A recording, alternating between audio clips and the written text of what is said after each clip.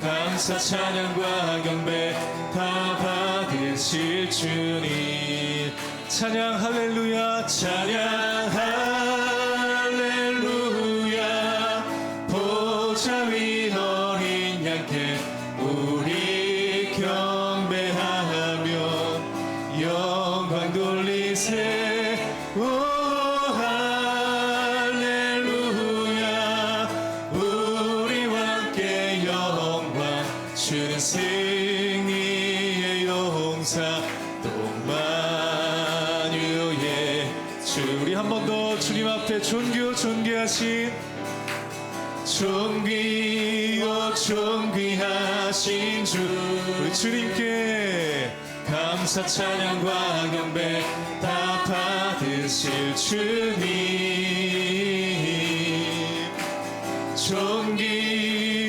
존귀하신 주,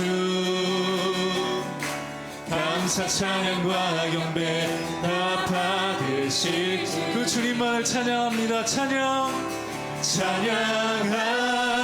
할렐루야. 보좌 위 어린 양께 우리 경배하며 영광 돌리세. 오 할렐루야. 우리와 함께 영광 주는 승리의 용사 동만유의. 우리 한 번 더 주님 앞에 찬양 할렐루야, 찬양 할렐루야. 보좌 위 어린 양께 우리 경배하며 영광 돌리세. 오 할렐루야. 우리와 함께 영광 주는 승리의 용사 동만유의. 우리 한 번 더 선포하며 찬양 할렐루야, 찬양 할렐루야. 보좌 위 어린 양께 우리 경배하며 영광 돌리세. 오 할렐루야. 우리와 함께 영광 주는 승리의 용사 동만유의 주. 주와 같이 길 가는 것 즐거운 일 아닌가. 우리 주님 걸어가시 발짝 주의를 한 걸음 한 걸음 한 걸음 한 걸음 주 예수와 함께 날마다 우리 걸어가. 어린아이 같은 우리 미련하고 약하나 주의 손에 이끌리어 생명길로 가네. 한 걸음 한 걸음 한 걸음 주 예수와 함께 날마다 우리 걸어가. 꽃이 피는 들판이나 험한 골짜기라도 주가 인도하는 대로 주와 같이 가. 한 걸음 한 걸음 한 걸음 한 걸음 주 예수와 함께 날마다 우리 걸어가. 꽃이 피는 들판이나 험한 골짜기라도 주가 인도하는 대로 주와 같이 가겠네. 한 걸음 한 걸음 주 예수와 함께 날마다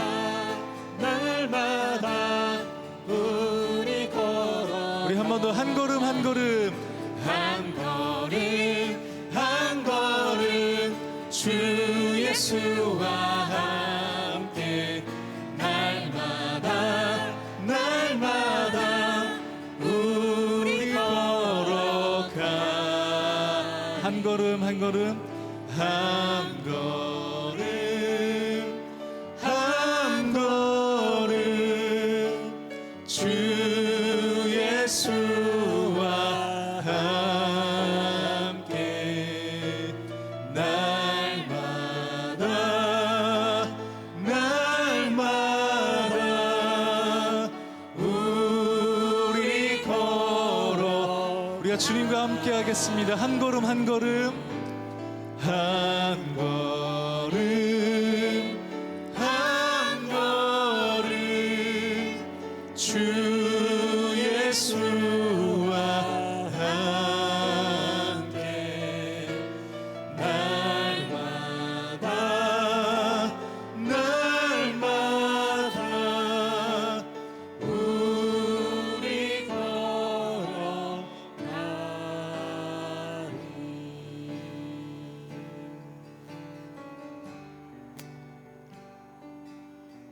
나를 지으신 이가 하나님,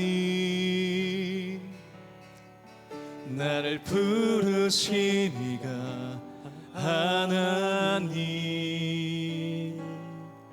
나를 보내신 이도 하나님, 나의 나 된 것은 다 하나님 은혜라. 나의 달려갈 길 다가도록, 나의 달려갈 길 다가도록 나의 마지막 호흡 다하도록 나로 그 십자가 품게 하시니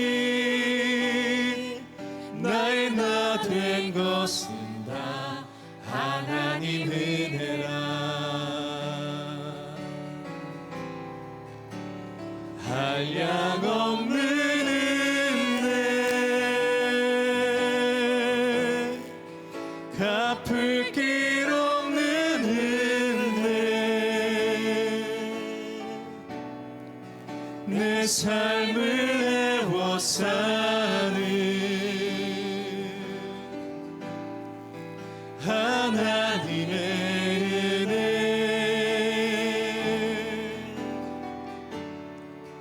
나 주저함 없이 그 땅을 밟음도 나를 붙드시는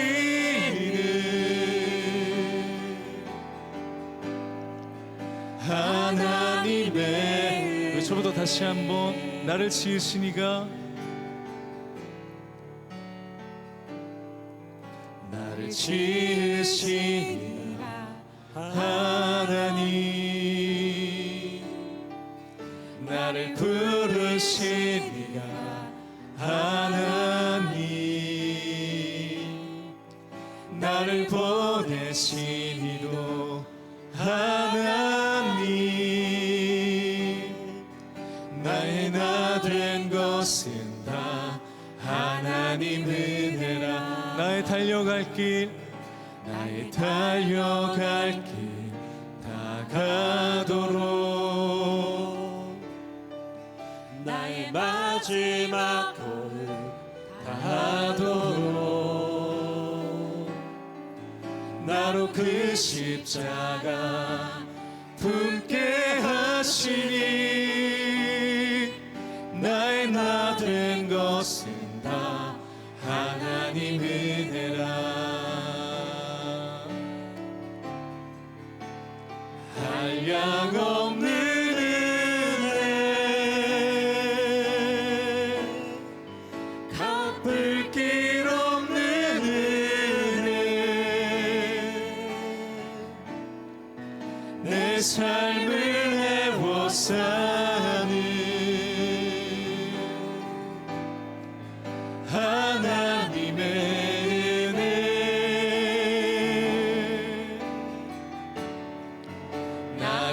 주저함 없이 그 땅을 밟음도 나를 붙드시는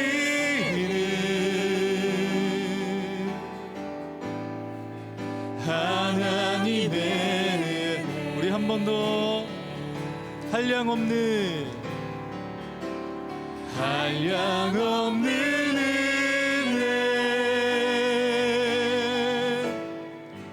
갚을 길 없는 은혜 내 삶을 애워싸는 하나님의 은혜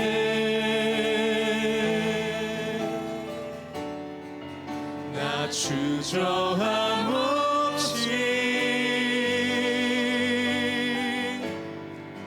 그 땅을 밟음도 나를 붙드시는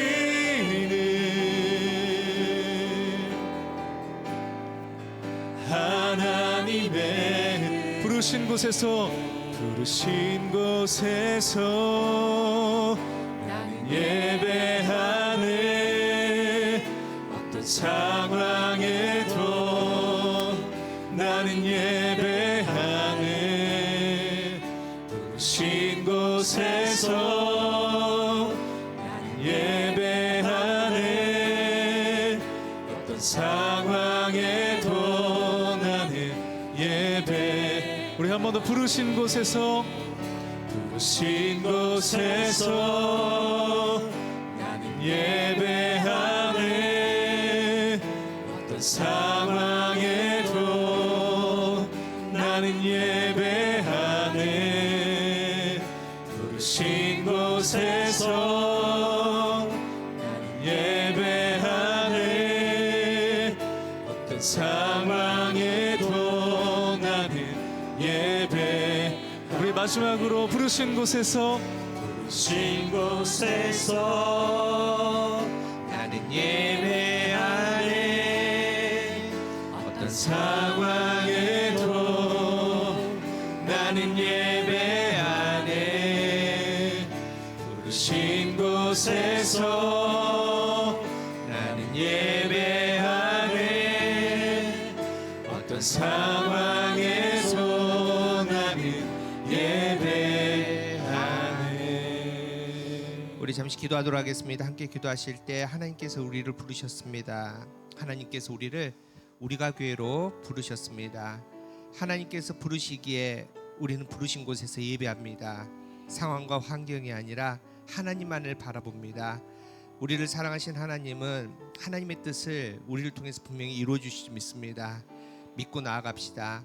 하나님께서 우리가 교회를 세우시고 1년 동안 지켜주셨는데 이제 하나님께서 세우신 그 거룩한 교회를 통해서 복음이 열방을 향해서 선포되게 하실 것이고 이 지역에 가난하고 또 눈물 흘리는 우리의 이웃들이 위로를 받을 것이며 또 우리 이 거룩한 제단에 모여있는 믿음의 자녀들이 정말 하나님의 자녀답게 정말 아름답게 설 수 있는 그 거룩한 믿음의 열매를 거둘 수 있는 교회를 만드실 텐데 그 선한 것들을 바라보면서 또 기대하면서 우리 이 시간 잠시 또 목사님 말씀 주신 목사님을 위해서 기도도 하겠습니다. 우리 함께 주님을 바라보면서 함께 기도하겠습니다. 참으로 좋으신 하나님 감사합니다. 이제 우리와 불러주시고 함께해 주시면 감사합니다. 은혜 주심을 감사합니다. 은혜 가운데 함께 하나님께서 불러주심을 감사한데 부르신 곳에 예배하게 하여 주시고 하나님을 바라보게 하여 주시고 그 영광으로 하나님 앞에 나갈 수 있는 우리 될 수 있도록 성령 아버지 인도하여 주시옵소서. 하나님 간절히 바라옵기는 하나님께서 진세운 우리가 교회가 하나님의 거룩한 교회 되게 하여 주시옵시고 말씀으로 충만하게 하여 주시옵시고 그 영광 가운데 승리할 수 있는 교회 될 수 있도록 주님 인도하여 주시옵소서. 1년 동안 지켜주시며 감사합니다. 하나님의 은혜 아니었으면은 설 수 없는 아버지의 그 거룩한 가운데 하나님 바라보게 하여 주시고 말씀 가운데 하나님께 해주시고 아버지 충만하게 채워주셨는데 그 내 가운데 아무데 나갈 수 있는 우리 될 수 있도록 주님 인도하여 주시옵시고 이제 1년을 넘어 2년 차에 들어섰는데 하나님께서 우리가 교회를 세우신 그 분명한 뜻과 계획을 아버지 이룰 수 있는 좋은 교회 될 수 있도록 인도하여 주시옵소서. 아버지 말씀이 선포되는 교회 되게 하여 주시옵시고 말씀대로 실천하는 교회 되게 하여 주시며 아버지 그 복음이 열방을 향해서 온전하게 나아갈 수 있는 그 거룩함 가운데 나아갈 수 있는 우리가 될 수 있도록 인도하여 주시옵시고 거룩한 말씀이 재단에 성령 하나님께서 기름 부어 주셔서 정말 이 천안이 아닌 대한민국 열방을 변화시킬 수 있는 아버지 복된 교회 될 수 있도록 좀 인도하여 주시옵소서. 아버지 우리 부족합니다. 하지만 괜찮습니다. 하나님께서 우리 아버지가 되어 주시기에 하나님 상황과 환경을 바라보지 않게 하여 주시고 하나님께만 집중하게 하여 주시고 하나님만 바라볼 수 있는 거룩한 교회 될 수 있도록 좀 인도하여 주시옵소서. 하나님 이 저녁에 귀한 목사님 보내주심을 감사합니다. 이제 우리가 새롭게 2주년을 맞으면서 아버지와 새로운 2년차를 맞이하면서 우리에게 꼭 필요한 말씀을 허락하여 주시옵시고 말씀의 중심이 되어 정말 거룩한 능력이 될 수 있는 우리가 될 수 있도록 좀 인도하여 주시옵소서.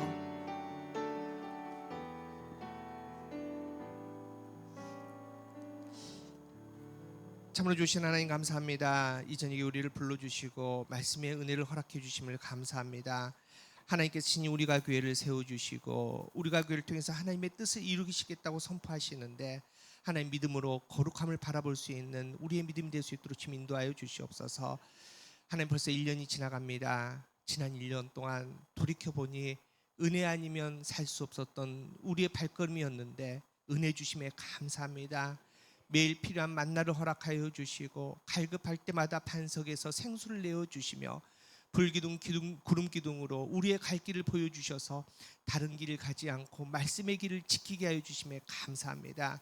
하나님 이제 다시 일어섭니다. 이제 1주년을 맞이하고 2년차에 들어서면서 하나님의 뜻을 이룰 수 있는 교회 되게 하여 주시옵소서. 복음을 선포하게 하여 주시옵소서. 이웃을 섬기게 하여 주시옵소서.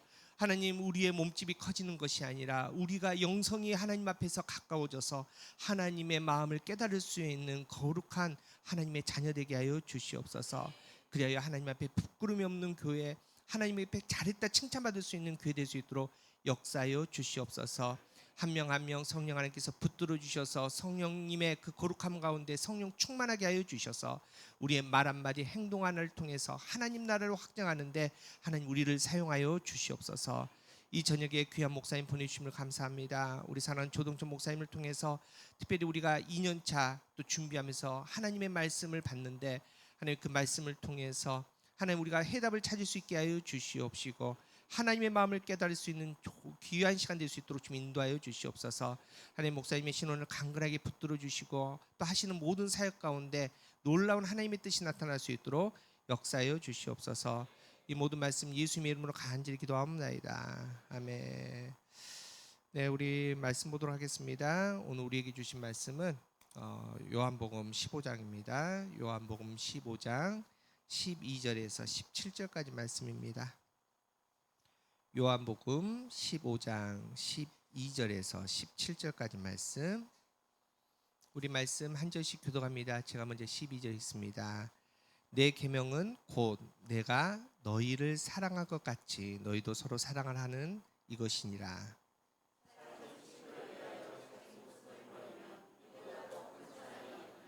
너희는 내가 명하는 대로 행하면 곧 나의 친구라.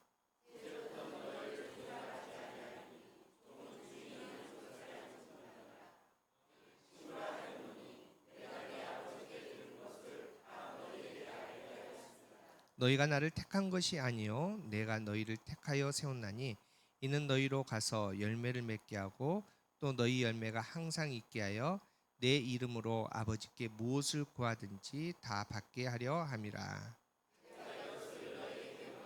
너희로 서로 사랑하게 하려 함이라. 이는 하나님의 말씀입니다. 이 시간 우리 말씀을 전해주신 목사님은 예수뿐인 교회, 예쁜 교회 우리 조동천 목사님이시고요. 이제 우리가 개척하고 나서 처음 오셔서 우리 격려해 주시고 말씀으로 세우셨는데 이제 1년이 다 돼서 다시 오셔서 말씀을 전해 주십니다. 사실은 이제 그 사람이 좀 쓸데없이 가지고 있는 그런 거 있잖아요. 저도 목사가 돼서 쓸데없이 제가 가지고 있었던 절대 개척은 안 합니다. 이게 있었거든요. 그래서 사실은 개척할 마음도 없었고 또 두려움도 있었고요. 솔직히 난 도저히 할 수 없다라는 두려움도 있었고 그런데 이제 개척을 할 수 있도록 용기를 또 주시고 또 결정할 수 있는 결정적인 말씀 한마디 해주셔서 제가 이제 하나님의 부르심에 응답하겠습니다라고 이렇게 결정하고 또 우리가 교회 우리 가족들과 함께 합시다. 같이 한번 갑시다. 하나님의 부르심에 우리가 응답합시다. 이렇게 시작을 했습니다. 그래서 우리 조동철 목사님은 사실은 이제 우리가 교회 시작할 때부터 보이지 않게 또 보이게 저희랑 함께하는 하셨던 이제 귀한 목사님이신데 그래서 저희가 1주년 맞이해서 특별히 또 말씀으로 또 준비하기로 하는데 목사님 또 오셨으면 좋겠다 이런 마음이 있어서 좀 부탁했고 굉장히 바쁘신데 또 주일 사역 마치시고 또 부랴부랴 오셔서 이렇게 말씀을 또 전해주십니다. 그래서 우리가 목사님께서 주실 말씀을 우리가 2년차 우리가 나아갈 방향에 근간으로 좀 잘 받으시고 또 아멘으로 또 결단하시고 그리고 제가 늘 말하지만은 결단해서 끝나는 게 아니라 결단했으면 행동할 수 있는 실천할 수 있는 용기도 우리에게 있었으면 참 좋겠습니다. 이 시간 뭐 긴 시간은 아니지만은 오늘 목사님의 말씀 통해서 도전받을 수 있는 귀한 시간 되기를 원합니다. 우리 목사님 박수로 맞이하겠습니다.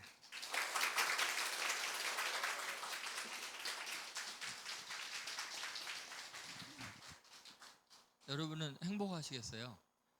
얼마나 행복하실까? 이렇게 설교를 들으면서도 저렇게 멋진 목사님 얼굴 보면서 설교를 들으니 행복하겠다. 우리 교인들 얼마나 불쌍해요, 그죠? 그 어떤 분이 그러더라고요. 저를 이렇게 딱 보면 이게 조폭 같이 생긴 것 같다고. 어떤 분이. 그 말씀에 은혜 받는 사람들만 저렇게 이야기를 하죠. 그리고 그 인생 살면서 교회를 하나 탄생시키고 거기에 개척하는 멤버가 되는 것은 생애 정말 경험할 수 있는 최고의 행복한 순간입니다. 제가 이제 개척을 2번 했는데 개척을 할 때마다 느낀 게 뭐냐면 한 1년에서 4년, 5년 이럴 때까지는 정말 한 가족같이 친밀하게 지내고 또 이게 부흥에 대한 열망, 또 교회를 향한 사랑, 한 가족 같은 끈끈한 정, 이 큰 교회에 있을 때하고는 전혀 다르거든요. 저도 목회를 매번 이렇게 큰 교회들에서 해왔었어요. 그 신촌 장로교회 어린 시절 지나고 주한 장로교회 나경원 목사님 그 교회에서 목사 안수 받고 소망교회 각선임 목사님 밑에서 부목사 부교육자 하고 그리고 또 현대교회라는 교회 담임 목사하고 그리고 신촌 또 개척을 하고 또 신촌 장로교회라고 저 고향교회 가서 담임을 하고 그리고 또 개척을 하고 그래서 이게 큰 교회, 개척교회, 중간 교회를 다 경험을 했거든요. 근데 제일 행복할 때가 언제냐? 지금이에요. 개척할 때. 이제 저는 개척한 지 4년 됐고 성도들이 한 1년부터 3년까지가 제일 행복해하는 것 같더라고요.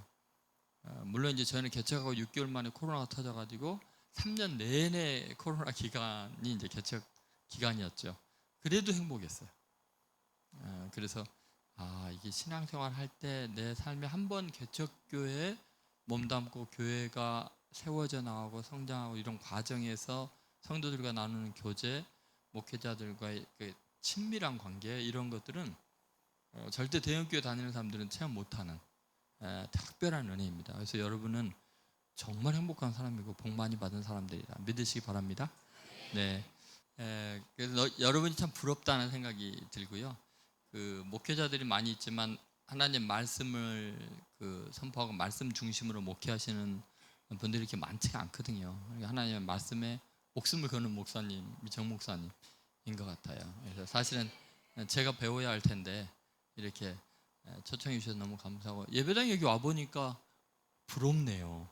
저희 개척교회보다 훨씬 이렇게 분위기가 좋고 환경이 너무 좋은 것 같다. 주차장 문제도 없고 여기 와 보니까 생각보다 고도 저희 교회보다 이게 고가 높고 정말 그리고 여기에 이렇게 들어오려면 월세가 상당할 텐데 그걸 결단하신 장로님과 교인들이 훌륭하다는 생각이 들어요.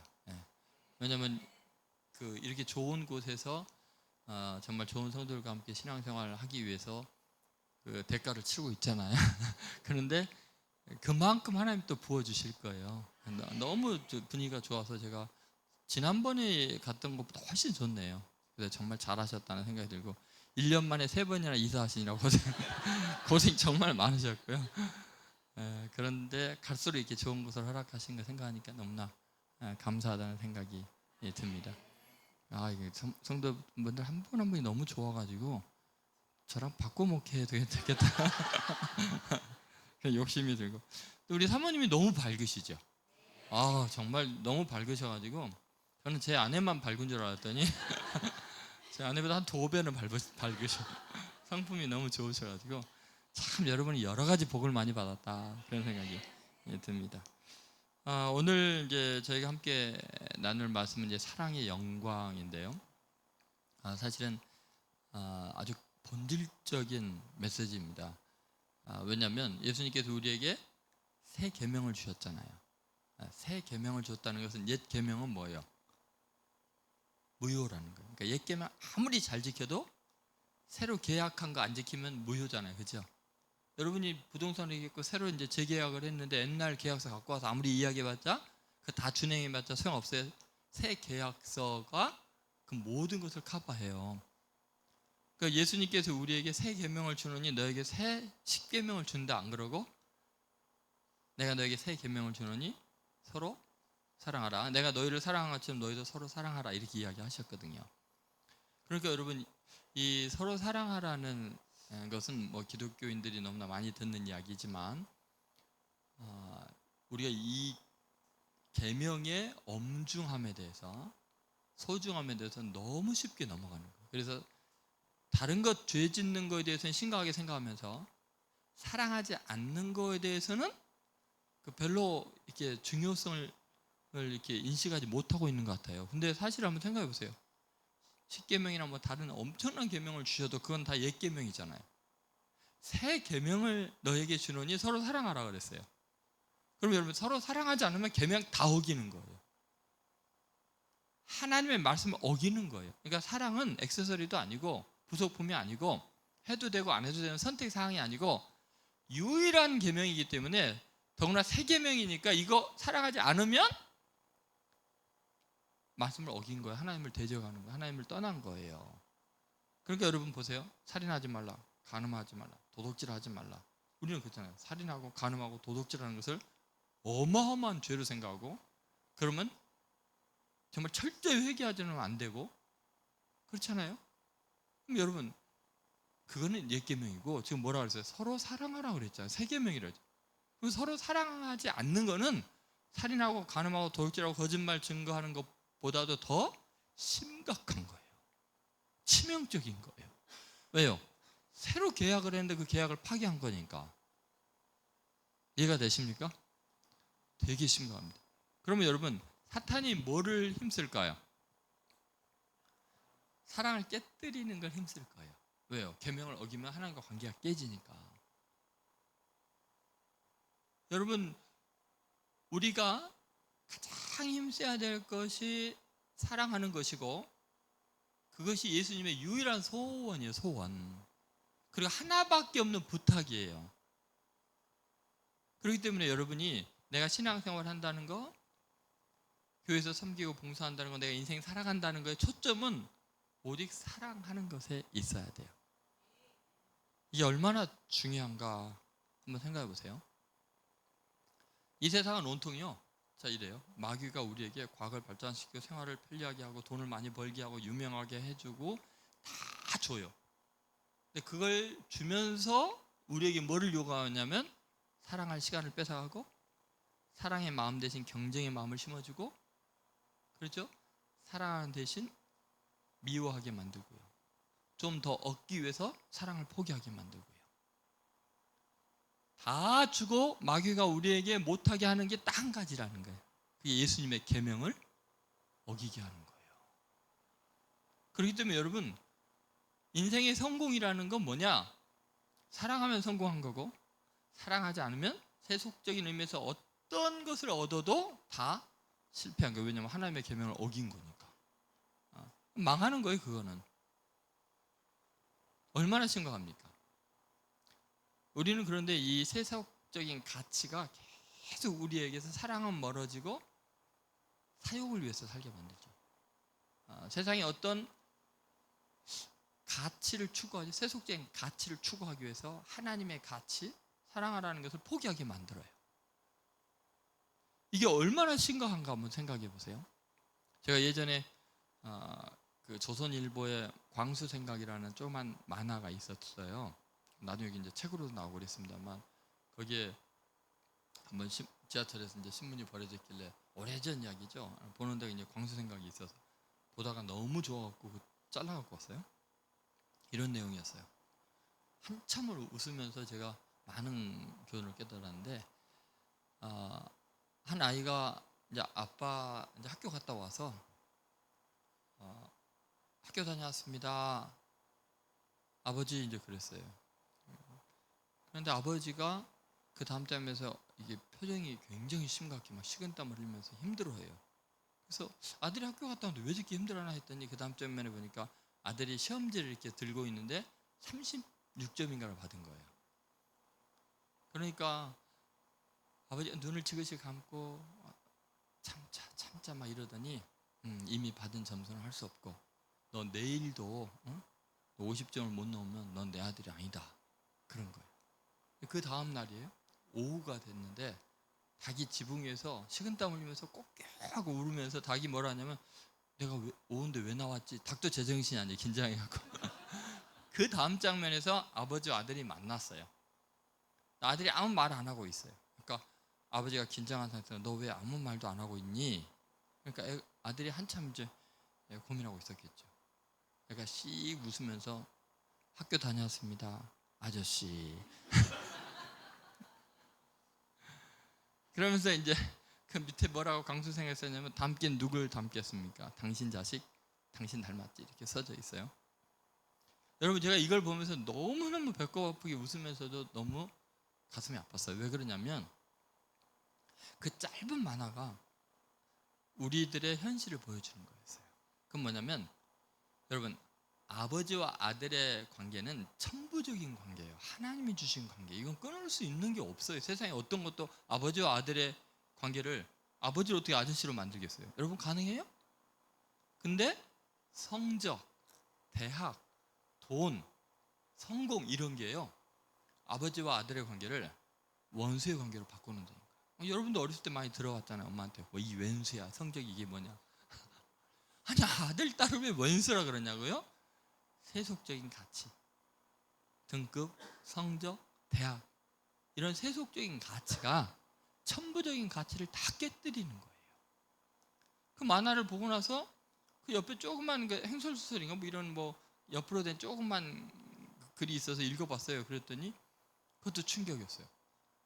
78살 먹은 김모 씨가 자기가 살고 있던 그 월세에서 쫓겨나게 됐어요. 근데 이게 심각한 게 뭐냐면 자기는 뭐 당뇨병이라 이런 것 때문에 일을 못하고 78세나 됐고 셋째 아들과 사는데 셋째 아들은 간암에 걸려가지고 사경을 헤매고 있고 그러니까 월세를 못 내는 거예요. 돈이 없어요. 일하는 사람이 없어요. 그런데 주인이 3년인가 뭐 월세를 안 냈다고 나가라 해서 안 나가니까 법에 고소를 했어요. 그래갖고 뭐 지방법원, 고등법 이런 데서 건물 명도 퇴거 소송을 이제 하니까 나가야 된다는 걸 결론을 내렸는데 또 이제 상고를 했어요. 그랬더니 나중에 판사가 이렇게 결론을 내렸어요. 안 나가도 된다. 월세 낼 필요 없습니다. 이렇게 했어요. 이해가 안 가잖아요. 월세를 안 냈는데 3년이나 어떻게 내보내지 않냐고요. 나중에 판사가 조사를 해봤더니 그 집 주인이 큰딸이에요. 호주에 살고 있는 부자인 큰딸이에요. 근데 자기 아버지가 아프고 자기 남동생이 아파가지고 돈을 못 벌어 돈을 못 내는데 월세 안 낸다고 법에 고소를 한 거예요. 그럼 잘 생각해 보세요. 이 시장 경제 가치, 돈이라는 세속적인 가치가 아버지를 아저씨로 만들었잖아요. 딸을 아줌마로 만들었잖아요. 관계가 다 파괴되잖아요. 극단적인 예인 것 같지만 여러분은 어때요? 여러분이 형제간에 돈 빌려줬는데 떼먹었어. 어때요? 왼수 됐잖아요? 부모님의 재산 물려받는데 이놈이 속여갖고 재산을 다 지 밑으로 다 돌려놨어. 그럼 어때요? 얼굴 다시 안 보고 인연을 끊고 싸우고 막 그러지 않아요? 안 그러시죠 여러분? 돈 잃고 형제도 잃을 필요 없잖아요, 그죠? 어차피 사기친 녀석한테 어차피 못 받을 거 그냥 인심이나 후하게 쓰고 말지, 사랑하고 말지. 그 싸워서 뭐 하겠어요? 하나님이 다 채워줄 줄을 믿습니다. 제가 이거 경험했다니까요. 근데 남동생이 제가 군대에 갈 때 그 평생 전 집이 없이 살아가지고 그 아파트를 하나 일산에 당첨을 시켰어요. 일산이 개발될 때 군대에서도 뭐 돈하고 계속 이렇게 조금씩 내 가지고 됐는데 나중에 어느 날 살다 보니까 명의가 바뀌어 있는 거예요. 동생 걸로. 나중에 그 아버님이 둘째 아들하고 짜가지고 큰 아들은 어차피 목회하러 다니니까 사택에 사니까 내가 교회에서 쫓겨난다는 걸 모르고 그럴 수 있다는 가능성을 모르고 둘째 아들한테 다 넘겨버린 거예요. 상의 하나도 없이. 근데 제가 원래 동생을 줘야지 그 마음을 하고 있었거든요. 그러니까 어떻게 해요? 잘했다. 응? 근데 말만 해줬으면 좋았을 텐데 응? 내 아내가 얼마나 충격에 빠지겠냐. 잘했다 그러고 말았어요. 근데 여러분 가끔가다 생각이 나잖아요. 제가 교회에서 더구나 교회에서 쫓겨나서 살 데가 없어서 누님 집에 살 때는 얼마나 슬펐겠어요. 저거 내 집인데. 근데 여러분 보세요. 돈보다 중요한 게 형제예요. 사람이에요. 여러분 이 세상에 살아가면서 우리가 가치관이 너무나 병들어가지고 너무나 세속화돼 있어가지고 세속적인 가치를 추구하기 위해서 사랑을 포기한 사람들이 너무 많아요. 그럼 하나님께서 저에게 어떻게 했을까요? 저 지금도 누님 집에서 다닐까요? 난데없이 이런 말 하면 여러분 시험에 들까봐 조금 조심스럽습니다만 미국에서 40억을 누가 보내줘갖고 제일 좋은 집을 사래요. 말이 됩니까? 피 한 방울 안 섞인 사람이? 도대체 이해가 안 가요. 여러분 내가 쟁취하려고 애쓰면은 관계 다 깨지면서 어려워지는데 다 베풀고 그러면 어때요? 주라 그러면 너에게 안겨주리니 누르고 흔들어 넘치도록 너에게 안겨주라. 그래갖고 제가 지금 부암동에 27억 5천만 원짜리 집에 살고 있어요. 부암동에서 제일 이쁜 집이에요. 놀러 한번 와보세요. 기가 막힐 거예요. 저는 한 푼도 없는 사람이에요. 지금도 빚밖에 없어요. 근데 집은 그래요. 그래갖고 돈 있는 줄 오해받고 힘들어요. 하나님 은혜로 사는 거예요. 여러분 절대로요. 내가 싸우고 세속적인 가치를 추구하는 것보다 하나님이 거저 주는 게 훨씬 커요. 믿습니까? 그래서 주님께서 서로 사랑하라고 이야기를 하신 거예요. 여러분 그런데 우리가 이제 서로 사랑할 때 중요한 게 뭐냐면 서로 사랑하라 그러면 우리는 서로 사랑하는 것 때문에 또 못된 짓을 해요. 여러분 미국에서 일어난 살인 사건의 50%가 사랑하는 이유로 죽인대요. 사랑하는 것 때문에 사람을 죽이고도 그걸 사랑이라고 생각한대요. 왜 그럴까요? 인간은요 하나님이 하라는 것을 모든 걸 자기 중심으로 다 왜곡시키거든요. 그러니까 예수님께서 더 이상 안 당하시려고 어떻게 했냐면 서로 사랑하라 그랬는데 12절에 뭐라 그랬어요? 내가 너희를 사랑한 것 같이 모델을 딱 주셨어요. 내 계명은 곧 내가 너희를 사랑한 것 같이 기준이 있는 거예요. 그러니까 여러분 나는 내가 사랑하는 방식으로 사랑하는 것을 사랑이라고 생각하면 안 돼요. 그건 이미 오염됐고 가치관이 잘못되어 있어요. 그래서 우리가 누군가를 사랑한다 할 때는 주님이 나를 사랑한 것처럼 우리도 다른 사람을 사랑해야 돼요. 그래서 너희도 서로 사랑하라. 주님이 나를 사랑한 것처럼 우리도 서로 사랑하라. 그렇게 이야기를 하고 계시죠. 그럼 도대체 주님이 우리를 사랑하는 사랑이 어떤 것인가? 13절 14절에 나오잖아요. 사람이 친구를 위해서 자기 목숨을 버리면 이보다 더 큰 사랑이 없다. 목숨을 버리는 게 사랑이네요. 친구를 위해서. 내가 명하는 대로 행하면 그건 나의 친구라. 여러분 도대체 예수님이 우리를 사랑하는 그 사랑이 어떤 사랑일까를 잘 보여주는 것이었습니다. 그것이 굉장히 중요한 샘플로 이제 나옵니다. 에베소서 5장 1, 2절에 보면 이런 말이 있습니다. 제가 읽어드릴게요. 그러므로 사랑을 입은 자녀 같이 너희는 하나님을 본받는 자가 되고 그리스도께서 너희를 사랑하신 것 같이 너희도 사랑 가운데서 행하라. 이 말은 바울이 한 말인데 예수님이 하신 말하고 똑같죠. 다시 한번 보세요. 그리스도께서 너희를 사랑하신 것 같이 너희도 사랑 가운데서 행하라. 너희도 서로 사랑하라. 이렇게 이야기하는 거죠. 그는 우리를 위하여 자신을 버리사 향기로운 제물과 생축으로 드리셨느니라. 그러면 그리스도께서 우리를 사랑하신 것이 어떤 거냐? 그거는 자신을 버리사 이렇게 나왔어요. 첫 번째 예수님이 우리를 사랑하는 특징은 뭐예요? 자기를 버리는 게 사랑이다. 우리는 다른 사람 내 것 만드는 걸 사랑이라고 생각해요. 잘 한번 생각해 보세요. 내가 누군가를 사랑한다면 사랑한다는 이유 때문에 그 사람을 내 소유물처럼 생각해요. 통제하려고 해요. 자기를 버리는 게 아니라 그 사람이 완전히 내 것이 되는 것을 사랑이라고 생각해요. 그래서 예전에 코미디 이경희 씨인가요? 넌 내 거야 맨날 그랬잖아요. 그래서 사랑이라고 생각해요. 넌 내 거야. 세속적인 사랑은 그게 문제예요. 예수님이 우리를 사랑하셨기 때문에 어떻게 했어요? 자기를 버리셨어요. 십자가에 내버리셨어요. 하나님 우리를 사랑하셨기 때문에 자기 생명보다 귀한 외아들을 버리셨어요. 내어주셨어요. 사랑은 뭐냐? 돈을 좀 주고 시간을 좀 주고 정성을 준 것으로 그 사람을 샀다고 생각하면 안 돼요. 그것 주는 것이 아니라 내 일부를 주는 게 아니라 내 시간에 조금을 주는 게 아니라 나 전체를 버리는 것이 사랑이에요. 그 사람을 위해서 난 희생하는 거예요. 여러분, 우리는 이 사랑의 개념 자체가 지금 병들어 있어요. 세속화되어 있다는 거예요. 여러분 좀 사랑하면서 자아가 살아있으면 안 돼요. 욱하고 올라오는 게 있으면 안 돼요. 뭔가 지금 세속적으로 잘못된 사랑을 하고 있는 거예요. 욱하고 올라올 자아가 죽어 있어야 돼요. 예수님께서는 누군지 나를 따라오려거든 뭐라 그랬어요? 첫 번째가 뭐예요? 자기를 부인하고. 기가 막힌 말씀 아니에요, 그죠? 예수님을 정말 사랑한다면, 예수님을 따른다면 나를 부인해야 돼요. 그래서 남자들은 예수님 따르기가 쉬워요. 결혼만 하면 부인하고 사니까. 그럼 부인하고 사는 건요, 자기를 부인 안 하면 못 살아요. 그래서 정말 그래서 결혼 안 하신 분들은 아주 주님을 따르기가 힘들어요.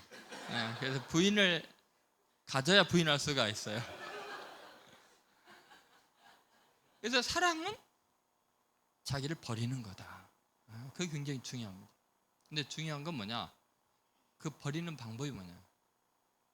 그래서 오늘 주님께서 바울을 통해서 이렇게 말해요. 자신을 버리사 향기로운 제물이 되는 거예요. 향기로운 제물과. 여러분 우리가 어떤 단체나 사람을 사랑할 때 그 사람을 너무나 사랑하고 나라를 너무나 사랑할 때 나타나는 현상입니다. 세속적인 의미에서는 제물을 찾아요. 예를 들어서 나라가 경제적인 위기를 맞았다. 또 어떤 큰 사건이 터졌다 하면은 또 교회에 어려운 일이 터졌다면 사람들은 이 누구 때문이냐고, 내가 교회를 얼마나 사랑하는데 이런 일이 일어나냐고 제물을 찾아요. 그죠? 그 교회를 사랑하는 거라고 생각해요. 그게 완전히 세속화된 거예요. 나라를 사랑한다 그럴 때, 나라에 문제가 있고 어려움이 있으면 이게 누구 때문이냐고 막 희생 제물을 찾아요. 그래야 그 문제가 해결된다고 생각해요. 사랑은 제물을 찾는 게 아니라 내가 제물이 되는 거예요. 그래서 역사상 가장 위대한 민족의 영웅들 보면 다 자기를 제물 삼았지, 제물 찾은 사람은 그 역적들이고 간신들이죠. 여러분 정말 교회를 사랑하면 교회가 어려울 때 내가 제물이 되는 거예요. 가정이 어렵고 힘들 때 가정을 사랑하고 자식들을 사랑하고 부모를 사랑한다면 내가 제물이 돼야지. 누구 때문이야? 당신 때문이야? 자식 때문이야? 뭐 남편 때문이야? 부모님 때문이야?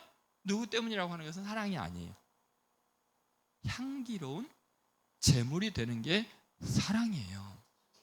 예수님께서 이 땅에 뭐하러 오셨어요? 인자는 섬김을 받으려 온 것이 아니라 섬기려 하고 오히려 자기 목숨을 많은 사람의 대속물로 주려왔다.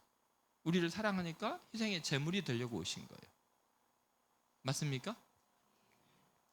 주님 우리를 사랑하시는 것이 그런 거예요. 예수님은 우리의 죄를 모르시는 게 아니에요. 따지지를 않으시고 대신 당신이 잘못한 걸로 당신이 제물이 되신 거예요. 그게 사랑이에요. 그러니까 여러분 이제 개척을 하고 지금 한 3년 앞으로 될 때까지는 이제 문제 없어요. 근데 이제 3년 지나고 4년 되면서부터 이제 재물 찾기 시작할걸요. 여러분이 정말 신기할 정도로 인간은 변합니다. 한결같은 사람 없어요. 분명히 재물 찾다가 교회 아픔들이 생겨나고 상처가 생겨나요. 오늘 말씀을 꼭 기억하셔야 돼요. 그러면 희생의 제물이 되는 건 어떤 것이냐? 옛날에 그 성경에 보면 이렇게 나와요. 생축으로 하나님께 드리셨네요. 향기로운 제물과 생축으로. 그게 무슨 짐승이 되어야 제물이 되는 거예요. 구약시대에 자기의 죄를 전가하기 위해서 흠없는 짐승을 가져다가 거기다 안수하고 짐승을 대신 잡아 죽이는 거죠. 피 흘리게 하고 자기의 죄를 전가시켜서 용서를 받잖아요. 여러분, 우리가 누군가를 사랑한다는 것은, 희생의 제물이 된다는 것은 내가 사람이 되면 안 돼. 짐승이 돼야 돼. 정말 사랑하면요, 사랑하는 사람 앞에서 내가 초라해집니다. 여러분 생각해 보세요. 남녀가 처음 만났는데 남자가 여자한테 너무 반했어요. 너무너무 사랑하는 마음이 생겼어요. 그럼 어떨까요? 떨려요. 말도 혼나고 숟가락질 할 때 더 떨리고, 이 너무 자기랑은 레벨이 다르게 느껴지는 거예요. 자기가 꼭 짐승이 된 느낌이에요. 너무 사랑하는 사람이 생기게 되면은. 근데 둘이 결혼하고 살다가 이제 사랑이 식을 때 나타나는 현상이 뭔지 아세요? 나랑 사는 걸 영광으로 알아. 완전히 달라져요. 그죠? 왜 그래? 자기가 짐승이 아니고 지가 왕이 되는 거예요, 지금. 사랑이 식을 때 나타나는 현상은 뭐냐? 순종과 복종과 섬김이 아니고 다스리려고 하고 지배하려고 하고 자기 나라를 세우려고 하는 거죠. 예수님이 우리에게 오실 때 사람으로 왔어요? 짐승으로 왔어요? 잘 보세요. 어디에 태어났어요? 짐승이 태어난 곳 아니에요, 거기는? 사람으로 왔으면 왕궁에 태어나셨어야죠. 아니, 왕궁 고사하고 사람의 집에서 태어나야 되잖아요. 어디 태어나셨어요? 짐승이 우리에서 태어났어요. 왜? 내가 니네들 위한 세상 죄를 지고 하는 뭐요?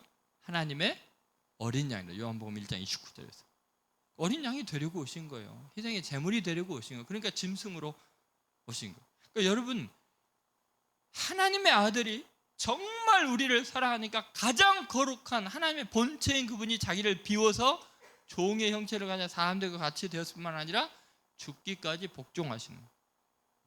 희생의 제물이 되시는 거예요. 그게 사랑이에요.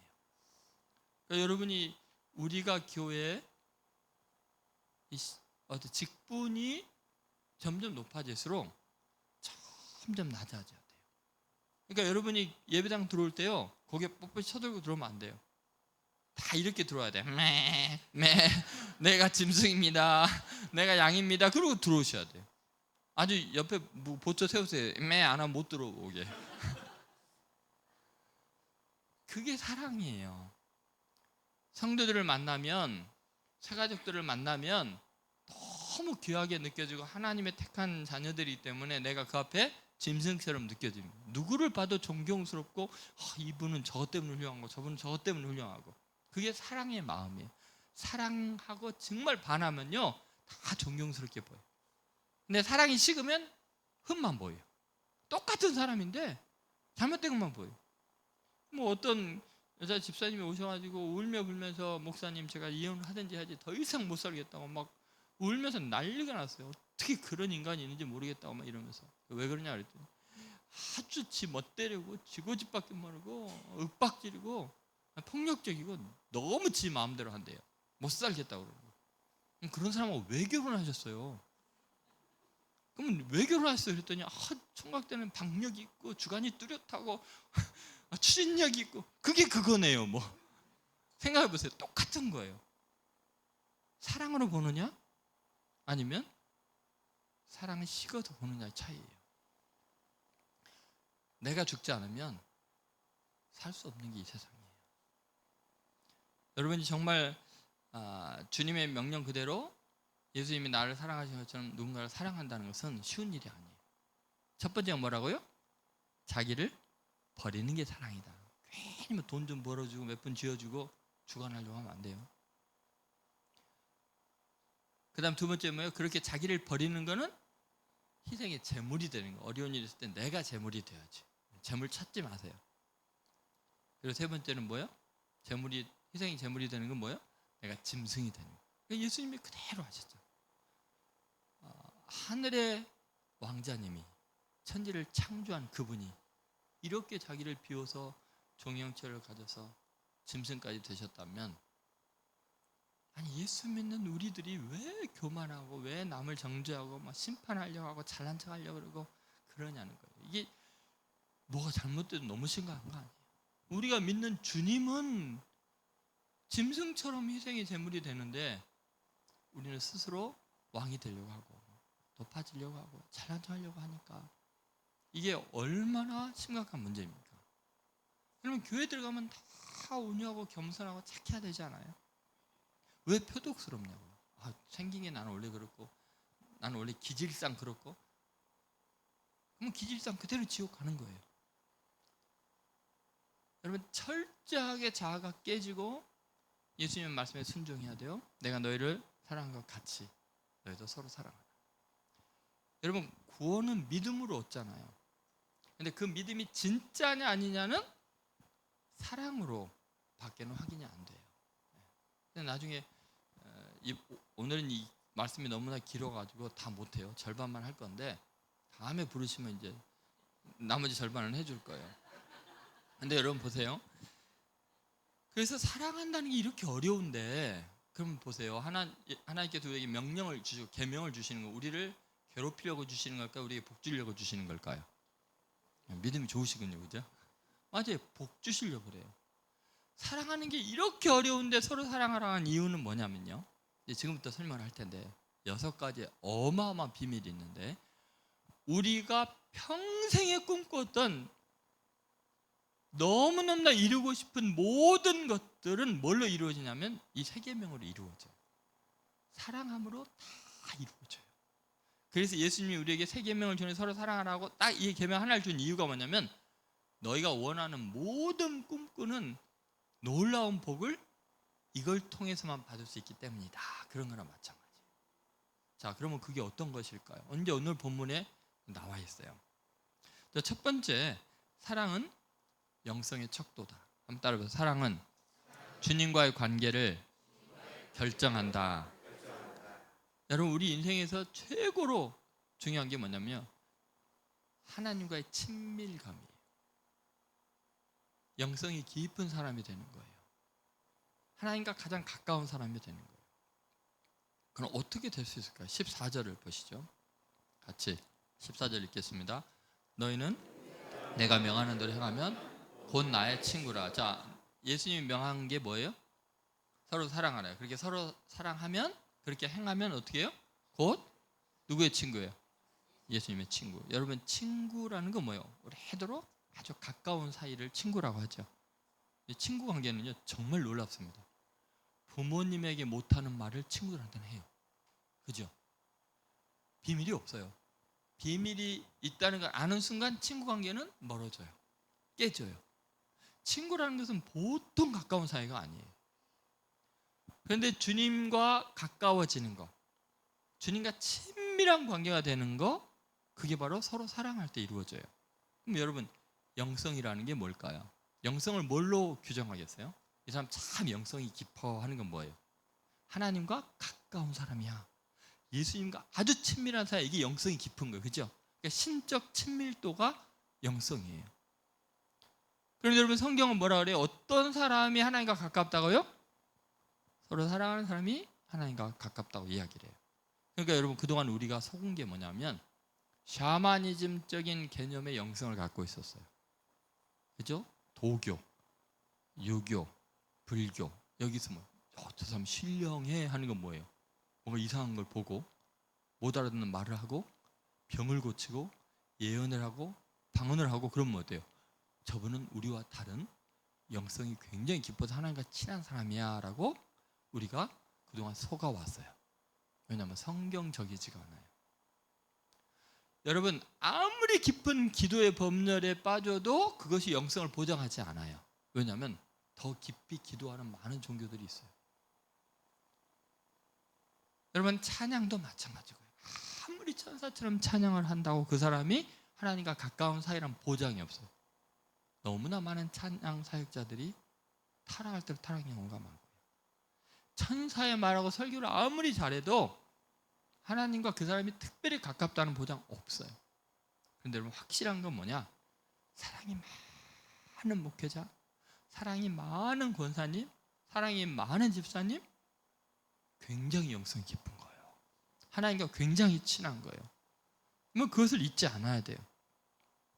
왜냐면요, 고린도전서 13장에 사랑에 대한 이야기가 나오고요, 12장에 은사에 대한 거, 14장에도 은사에 대한 이야기 나오거든요. 예언, 방언, 병 고치는 능력이 많이 있는데 그것들은 전부 다 울리는 꽹과리 같은 거죠. 사랑 없으면 아무것도 아니라는 거예요. 그러면서 이렇게 이야기해요. 고린도 전서 13장 8절에서 10절 제가 읽어드릴게요. 사랑은 언제까지 떨어지지 아니하나 예언도 패하고 방언도 그치고 지식도 패하리라. 여기 보면 예언의 은사, 방언의 은사, 지식의 은사는 다 끝나 의미가 없을 순간이 있다는 거예요. 근데 사랑은 뭐예요? 언제까지 떨어지지 않는다. 이게 시간적인 영원성을 지닌 것이 사랑이에요. 왜냐하면 하나님의 친구가 되는 거니까. 그건 영원한 거예요. 예언, 방언 이거 시간의 제약이 있다는 거예요. 어떤 사람이 예언을 하면서 과거 처음부터 끝까지 다 자기가 아는 것처럼 하는 거는 100% 사기꾼입니다. 하나님은 부분적으로 예언하고 그렇게 이야기를 하셨죠. 여기 보면은 우리가 부분적으로 알고 부분적으로 예언하니 온전한 것이 올 때는 부분적으로 하던 것이 패하리라. 온전한 것이 뭐죠? 사랑하는 거예요. 우리가 부분적인 지식이 있을 뿐이에요. 여러분, 어떤 사람이 모든 걸 다 아는 처럼 모든 면에서 항상 잘난 척하면 그 사람은 하나님과 아무 상관이 없는 사람이에요. 분명히 성경은 뭐냐면 부분적으로 안다 그랬어요. 제가 아는 것 여러분이 모르고 여러분이 아는 것 제가 모르는 게 태반이에요. 사람마다 다 부분적으로 알아요. 그래서 우리가 다 합쳐서 종합하면 좀 더 알게 되는 거예요. 근데 여러분, 사랑은 모든 것에서 완전해요. 온전한 거예요. 부분적인 게 아니에요. 부분적인 것은 다 패한다 그랬어요. 그러니까 여러분, 진정한 의미의 영성으로 영원성을 갖추는 것은 사랑밖에 없어요. 여러분, 이것이 얼마나 중요한지 보세요. 마태복음 그 7장 22절부터 23절에 그 유명한 말씀이 있습니다. 그날에 많은 사람들이 나더러 이르되 주여 주여 우리가 주의 이름으로 선지자 노릇을 하며 주의 이름으로 귀신을 쫓아내며 주의 이름으로 많은 권능을 행하지 아니하였나이까. 어떤 영성이 깊어요, 안 깊어요? 귀신 쫓아내죠. 네? 많은 권능을 행하죠. 주의 이름으로 선지자 노릇. 영성이 깊어요, 안 깊어요? 대답하기 힘들죠, 그죠? 자, 그런데 주님은 뭐라 그래요? 그때 내가 그들에게 밝히 말하되 내가 너희를 도무지 알지 못하니 불법을 행하는 자들아 내게서 떠나가라 하시니라. 그래서 불법이 뭐냐면 그 앞에 산상보훈이거든요. 이게 마태복음 5장, 6장, 7장이 산상보훈의 큰 주제, 전체 주제는 뭐냐면 너희 하나님의 아버지의 온전하시면 너희도 온전한 자인데 그 온전함이 뭐냐면 하나님은 악인과 선인을 다 사랑하시나요? 원수를 사랑하라고 하신 거예요. 오른밤을 치면 왼밤을 대리라 그러고 사랑하라는 거거든요. 근데 여기서 말하는 예수님이 말하는 불법은 뭐냐면 사랑하지 않는 거예요.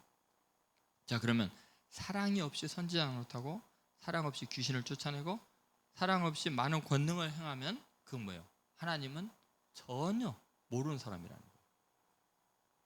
하나님이 알지도 못하는 사람이면 영성이 깊은 거예요? 영성이 없는 거예요? 영성이 제로예요. 그러니까 여러분, 괜히 누가 막 병을 고치고 능력을 행하고 그렇다고 해서 여러분이 영적으로 대단한 분이라고 생각하고 괜히 막 현혹되거나 예언해 준다고 해서 머리 뒤밀고 그러지 마세요. 아무것도 아니에요. 왜요?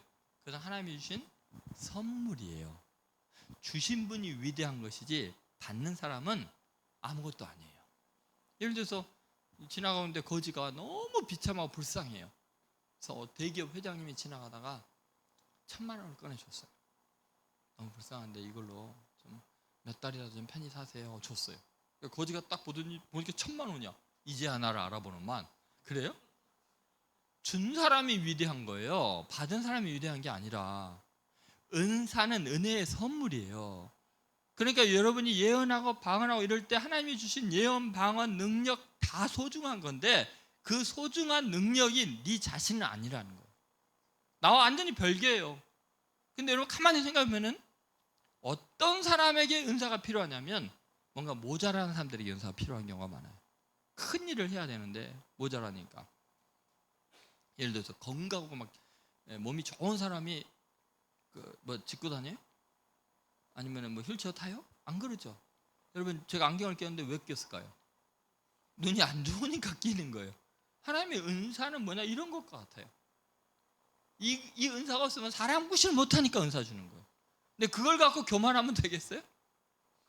은사는 은혜의 선물이에요. 은혜는 자격 없는 사람에게 주는 하나님의 것이에요. 그래서 여러분 놀랍게 누가복음 9장 1절 2절에 보면 예수님께서 12제자를 세우시고 그들에게 능력과 권위를 주시고 귀신을 쫓아내고 병든 자를 고치는 놀라운 일을 행하게 하셔요. 그런데 놀라운 사실은 뭔지 아세요? 그들이 제자로 부름 받은 지가 얼마 안 됐는데 능력을 행하고 권위가 있어요. 왜요? 이건 선물이니까. 훈련한 시간도 없고 도 닦은 것도 없고 성경 공부한 것도 없어요. 근데 주님이 택하여 갖고 지금 불쌍한 사람들이 너무 많고 병든 사람이 많으니까 이들을 파송해서 그 연약한 자들을 고치기 위해서 선물로 은사를 주신 거예요. 그들이 잘나서 주는 게 아니고 영성이 뛰어나서 주는 게 아니에요. 그러니까 여러분이 갖고 있는 물질적인 은사, 지혜의 은사, 성경을 아는 은사, 이 모든 것들이 교회 공동체 안에 약한 자들을 섬기라고 주님이 은혜로 주신 건데 그걸 자기 걸로 착각하고 내가 이 사람보다는 좀 뛰어난다고 생각하면 큰 오산입니다. 사랑으로 행하지 않는 거예요. 예수님 뭐라 그러겠어요? 그렇게 많이 헌금했는데, 그렇게 많이 지혜와 지식으로 남 도와줬는데 주님이 뭐라 그래요? 불법을 행한 자 내가 떠나가라. 내가 도무지 너를 알지 못하노라. 사랑 없으면 아무 소용 없어요, 여러분. 여러분 제 이야기입니까? 주님 말씀입니까? 그러면 순종하셔야죠. 여러분 정말 이거 심각한 겁니다. 왜곡되어 있어요, 신앙이. 샤머니즘화되어 있고 유교화되어 있고 불교화되어 있어요. 성경적인 영성은 사랑으로밖에는 보장이 안 돼요. 그러니까 주님께서 지금 우리에게 서로 사랑하라는 이유가 뭐겠어요? 나 너하고 친구 되고 싶다. 근데 왜 자꾸 전라도 말로 하면 뻘짓하냐? 아니 너가 나랑 친해지려면 사람을 사랑하면 친구가 되는데 뭐 자꾸 잘난 척하냐, 뭐 대단한 영성을 지닌 것처럼 위선을 부리냐. 너가 사랑 없으면 나랑 친구 되는 방법이 없다. 여러분 신앙생활 할 때 주님의 이 세 계명을 지키려고 노력하셔야 돼요. 죄전에 들어오면서 어떻게 하면 사랑할까 해야지 어떻게 하면 행사를 잘할까 생각하면 안 돼요. 지금 부엌이 없잖아요. 부엌이 있으면 가관일 거래 아마. 힘센 권사님이 여기 못 들어와. 너 이제 권사한테 막 너 10년 후에 들어와야 돼 막 이러고. 큰 교회는 무서워요. 부엌 군기가 제일. 한번 생각해보세요. 우리는 사랑밖에는 그 사람의 권위와 영성은 보장받지 못하는 거예요. 여러분이 교회 들어올 때 어떻게 하면 내가 오늘도 주님과 친해질까 하면 뭐예요? 어떻게 하면 누구를 사랑하고 내가 내 자신을 버리고 희생의 제물이 될까? 내가 짐승처럼 낮아질까? 그럼 여러분 교회에서 제일 고개 많이 숙이고 굽신굽신하고 겸손하고 바보처럼 헤헤거리는 사람이 주님과 가장 가까운 사람이에요. 그런 사람 조심하셔야 돼요. 왜냐하면 친구를 건드리면요 그 친구가 화가 나거든요. 잘해줘야 돼. 그리고 친구가 자기 친구한테 한마디 하면 끝장이에요. 하나님 제가 나를 너무 괴롭히는데요. 알았다. 내가 손벗게 하면 그걸로 끝이에요. 그래서 사랑이 많은 사람을 여러분이 가까이 하시고 존중해 줘야 돼요. 사랑하기 때문에 무례히 행하면 안 돼요. 사랑하기 때문에 귀히 여겨야 돼요.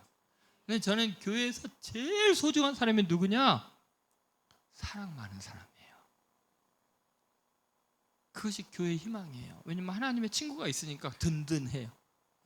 그럼 그런 분에게는 저를 위해서 기도해 주세요. 목사님 저 기도할 줄 모르는데 한마디만 해주셔도 돼요. 그분에게 한마디만 해주세요. 여러분 꼭 사랑 많은 사람이 되세요. 하나님의 친구가 되시기를 주의 이름으로 소망합니다. 자, 두 번째, 왜 서로 사랑하라고 했을까? 사랑은 존재의 가치를 변화시킵니다. 한번 따라해보세요. 사랑은 존재의 가치를 바꾼다. 여러분 15절에 보시면요, 사회적인 신분이 세 가지가 나와요. 자, 한번 15절 말씀 같이 읽어보겠습니다. 이제부터는 너희를 종이라 하지 아니하리니 종은 주인이 하는 것을 알지 못함이라. 너희를 친구라 하였노니 내가 내 아버지께 들은 것을 다 너에게 알게 하였으며. 자, 네 가지 신분이 나오네요. 사회적인 신분이. 자, 뭐가 있죠? 종, 그 다음에 주인, 친구, 아버지. 근데 여러분 이 네 가지 신분 중에서 한 가지만 어울릴 수 없는 완전 레벨이 다른 존재가 있죠. 뭐예요? 종이에요. 종. 그죠? 자, 아버지, 친구, 주인, 이건 같은 부류예요. 그죠? 레벨이에요. 어울릴 수가 있어요. 근데 종은 이들 사이에 같은 지위로 끼어들려 그러면 죽어요. 잘못하면. 예를 들어서 조선시대였던 대감 집에 또는 로마 시대 장군 집에 다른 장군이나 대감이 여봐라 하고 찾아왔어요. 근데 종이 막 뛰어나가고 어서 오십시오 하고 들어오십시오. 그리고 이제 안방으로 모셨어요. 그리고 종은 준비를 막 해가지고 상을 올려드리고 마당 밑에서 주인님 필요한 것을 먼저 말씀하시죠 하고 서 있어요. 가만히 서 생각해보니까 내가 왜 여기 서 있지? 나도 인간인데? 저렇게 주인이랑 장군이랑 친구들이랑 마들이랑 다 저기서 식사하는데 내가 왜 여기 있지? 나도 인간인데? 나도 올라가야지. 신발 벗고 올라가고 나도 한 잔 주시오. 그럼 어떻게 됐어요? 그럼 맞아 죽는 거예요. 종이 그러면. 그렇죠? 그러니까 이 신분의 차이라는 게 어마어마하잖아요. 그런데 여러분 잘 보세요. 이제부터는 이라고 하잖아요. 언제부터요? 뭐 할 때부터요? 내가 서로 사랑하고 내 계명을 지키면 곧 나의 친구가 되는데, 그렇게 사랑하면 그때부터는 너희를 뭐라고요? 종이라 하지 않고 친구라고 하리라. 여러분 사랑하면 존재의 가치가 완전히 달라져요. 여러분 주님께서 왜 우리에게 사랑하라 했냐면, 너희가 사랑하면 더 이상 종이라 하지 않고 친구라 하니까 존재의 가치가 완전히 달라지니까. 여러분 믿습니까? 사랑하면 얼마나 존귀해지는지 몰라요. 여러분이 젊은 시절에 누군가를 사랑해 본 적 있죠? 사랑 받아본 적이 있죠? 대답 못하는 분은 할 수 없고 뭔 말인지 못 알아들어도 이해. 근데 보세요, 내가 누군가를 사랑할 때는요, 사랑의 대상이 생기면 온 세상이 달라져요. 그 사람을 사랑하는 순간부터요, 그 사람과 관계된 모든 것의 가치가 달라지고, 그 사람과 함께 있는 시간이 영혼보다 귀하고요, 그 사람과 함께 있는 장소는 세상의 어떤 곳보다도 아름답고 의미 있고요. 사랑하면요, 그 사람의 머리카락도 소중하고요. 사랑하면 가치가 달라져요. 우리가 누군가를 사랑한다 그러면요, 어마어마한 의미로 그 사람은 내게 나머지 인간들 모두를 합친 것보다 더 의미 있게 다가오지요. 사랑해본 사람만 이러고 있고 이제 저 뭔 말일까, 그런 일이 있을까, 그럴지 모르겠어요. 근데 여러분 얼마나 사랑한다는 것이 우리의 삶에 의미가 있는가 생각해보세요. 제가 대학교 때 수련회를 갔어요. 수련회를 갔는데 간식 시간이 되니까 이제 뭐 쭉 강당에 앉아 있는데 이제 사과를 하나씩 나눠줬어요. 사과를 하나씩 나눠주는데 저에게도 사과가 왔고, 근데 이제 그 사과를 먹으려고 하는데 저 앞에 앉은 한 여학생이 동천아 이 사과 너 먹어 하고 저한테 휙 던져주는 거예요. 근데 제가 저 자매는 참 너무너무 하나님의 일을 함께하고 했으면 좋겠다 하지만 나랑 원장 레벨이 다른 교회 원로장로님의 딸이고 부자고 나는 거의 거지 수준으로 누더기 옷 입고 살 정도로 그렇게 심각한 상태이고, 그러니까 이게 상상도 못할 일이죠. 그러나 참 괜찮은 자매인데 훌륭한데 나 같은 사람은 뭐 찾아 못 보가 이러고 있는데 그 자매가 사과를 던지는 거야. 동천아 너 먹어. 근데 빨간 사과를 던졌는데 하트가 날라오는 거 있죠. 그래서 이걸 받았는데 가슴이 콩당콩당 뛰고, 나한테 왜 하트를 날렸겠어? 나를 좋아하는 거 아닐까? 사랑하는 게 아닐까? 그리고 그 사과를요 융으로 반짝반짝 닦았어요. 그래가지고 제 세게다 집어넣어놓고 수련회 내내 강사 목사님 하나도 소리가 안 들리고 사과 생각밖에. 이거 지켜야 돼. 그리고 이제 집으로 갔어요. 더 반짝반짝 닦아고 책상에 딱 놓고 사과만 보면 그녀의 웃음이 보이고 나를 사랑하는 게 틀림없어. 너무나 행복했어. 수업 끝나고 오는데, 물론 제 아내가 아닙니다. 근데 이게 학교만 갔다 오면 이제 딱 보면 이제 사과 보면 기분이 좋잖아요. 그런데 어느 날 문을 탁 열었는데 사과가 없어졌어요.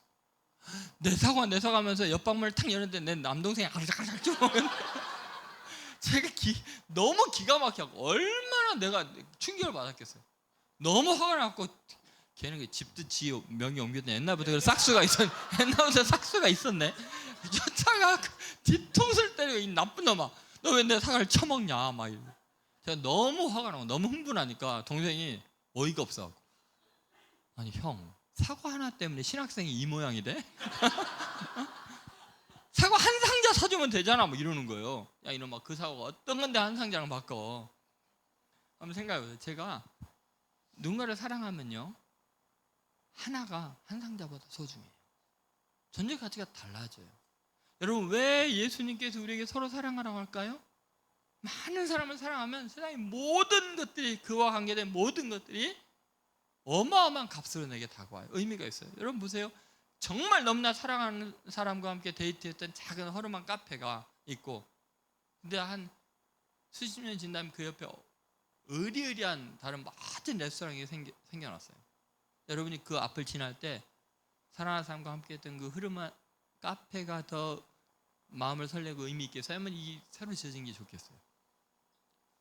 역시 물질주의에 쩔어가지고 대답을 못 하시네. 대답을 생각해 보세요. 그걸 대답을 빨리 하셔야지. 그렇잖아요. 우리는 누군가 함께 있었던 그곳이 의미가 있는 거예요. 여러분, 구약 시대도 그랬습니다.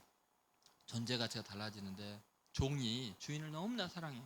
희년이 되어서 종을 다 풀어놔 주는데, 나는 주인을 너무나 사랑하기 때문에 자유인이 되지 않고 영원히 내 주인의 종이 되겠습니다 하면 어떻게 해요? 그 종을 데려다가 문설주에다 귀를 대고 여기 송곳으로 구멍을 뚫어서, 이 사람은 영원히 이 주인의 종이다라는 표시를 하잖아요. 아브라함의 종 엘리에셀 같은 경우가 바로 그런 케이스죠.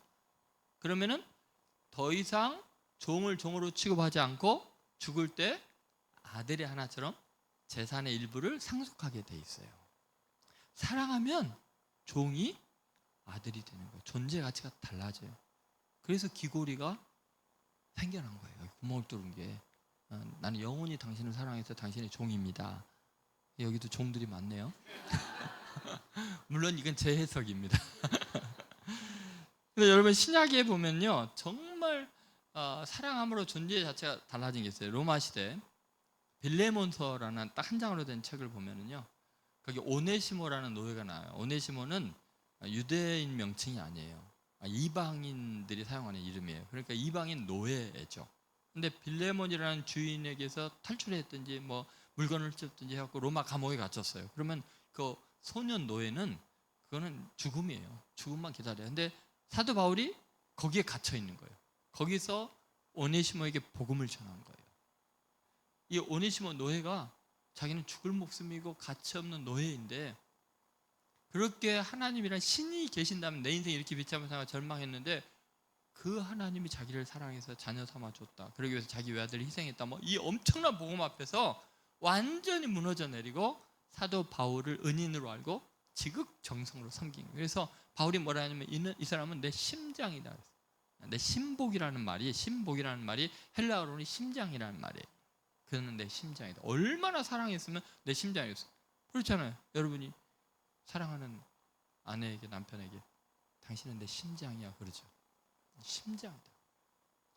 그래서 빌레몬에게 편지를 써요. 감옥에서 그 주인에게. 마침 바울의 제자였어요. 그래가지고 이 오네시모를 내게 다시 보내기를 원한다. 형제 중 하나처럼 영접해라. 노예 취급하면 안 된다. 나를 사랑하고 그리스도를 사랑하는 사람이니까. 그리고 영접할 때 형제 중에서 뛰어난 나를 영접하는 것처럼 해라. 내가 보내는 거니까. 내가 사랑하는 사람이니까 너가 나를 사도로 알고 스승으로 안다면 내가 보내는 오네시모를 노예로 취급하지 말고 스승처럼 여겨야 된다. 엄청난 이야기죠. 그리고 50년 후에 어떤 문서에 보니까 골로새 교회 초대 감독이 이름이 오네시모예요. 그럼 한 뭐 60몇 세나 됐겠죠. 소년 때 감옥에 갇혔다가 바울 만나서 거듭나고 어때요? 로마 시대에 노예는 사람 취급을 못 받는데 재산 중에 하나인데 초대교회 감독이 되잖아요. 사랑하면 존재 가치가 이렇게 달라져요. 여러분 믿습니까? 여러분이 누군가를 사랑하면 여러분의 정말 존재가 달라지게 돼 있어요. 아무리 천하고 별 볼 일 없는 사람도요, 사랑하면 고결해집니다. 사랑해지면 위대해집니다. 여러분 드라마, 영화의 핵심을 잘 보세요. 별 볼 일 없는 사람이 사랑받고 사랑하면요, 너무나 고매한 존재들도 인식이 달라지잖아요. 미녀와 야수도 보세요. 야수잖아요. 그런데 사랑하면 그렇게 고결한 왕자님이 되는 거예요. 그렇죠? 뭐 백조들 나오는 거 보잖아요. 백조들 자기 누이를 사랑하는 왕자들이잖아요. 여러분 정말 중요한 게 뭐냐? 주님께서 그런 의미에서 우리에게 서로 사랑하라고 하는 이유가 뭐겠어요? 서로가 존귀하게 되라는 거예요. 세상의 모든 것이 가치 있는 세상이 되는 비결이 사랑하라는 거예요. 제가 신학대학을 다닐 때 이제 분식점에 가서 뭐 라면, 떡볶이, 떡라면 뭐 이런 걸 이제 점심 때 사 먹고는 했어요. 근데 거기에 그 분식점에 일하는 아주머니가 빼빼 마른 과부였어요. 딸 2명 키우면서 대학생 다니면서 빼빼 마른 분이 그 좁은 공간에서 분식을 만들어 팔고 신학생들이 이제 거기서 사 먹고 그랬고, 그 옆에는 이제 매점이 있어서 매점도 아주머니가 뭐 여러 가지 그 과자나 뭐 이런 거 팔고, 이제 어느 날 라면 먹으러 가는데 무더운 여름날 너무 비 오듯이 막 땀을 흘리면서 일하시는 게 안쓰러워서 제가 시원한 음료수를 하나 샀어요. 그리고 아주머니 너무 더우시는데 이거 하나 드시고 일하세요. 저 라면 주세요. 그랬거든요. 좀 이따 라면요 그러고 나왔는데 정체불명의 요리가 나온 거예요. 그러니까 그 집에 있는 재료가 다 들어간 거예요. 라면을 시켰는데 떡, 만두, 뭐 떡, 그리고 김가루 뭐 별게 다 들어가가지고 도대체 정체불명의 참기름도 범벅이 돼가지고 집사님 제가 라면 시켰는데요 그랬더니 아예 그냥 가져가서 먹으래. 그래서 이제 가져와서 먹으려고 그러는데 기도하려고 그러는데 옆에 있는 사람들이 다 내 걸 쳐다보는 거예요. 그러니까 뭘 시켰는데 이렇게 향기롭고 뭐 고소한 냄새가 나고 뭐 이상한 요리가 나왔다고 해서 나 라면 시켰는데 자기도 라면 시켰는데 자기는 허옇고 이게 뭔 일이래 막 이러는 거예요. 특라면인가? 막 이러더라고요. 그리고 이제 며칠 있다 또 가면서 제가 아무리 생각해도 그 집사님이 너무 마르니까 정말 저렇게 마를 수가 있을 정도로 말랐어요. 그래서 건강도 걱정이 되고 그래서 그때 이제 혜태제과에서 호박죽이 캔으로 건강 음료라고 해갖고 호박이 건강하다고 해갖고 이제 캔으로 만들어갖고 나온 지 얼마 안 됐는데 제가 이제 옆에 매점에 가서 이 호박 캔 한 상자 이거 얼마냐고 그랬어요. 그랬더니 7,000 얼마라고 하는데 제가 호주머니 다 뒤져서 6,000 얼마밖에 없는 거예요.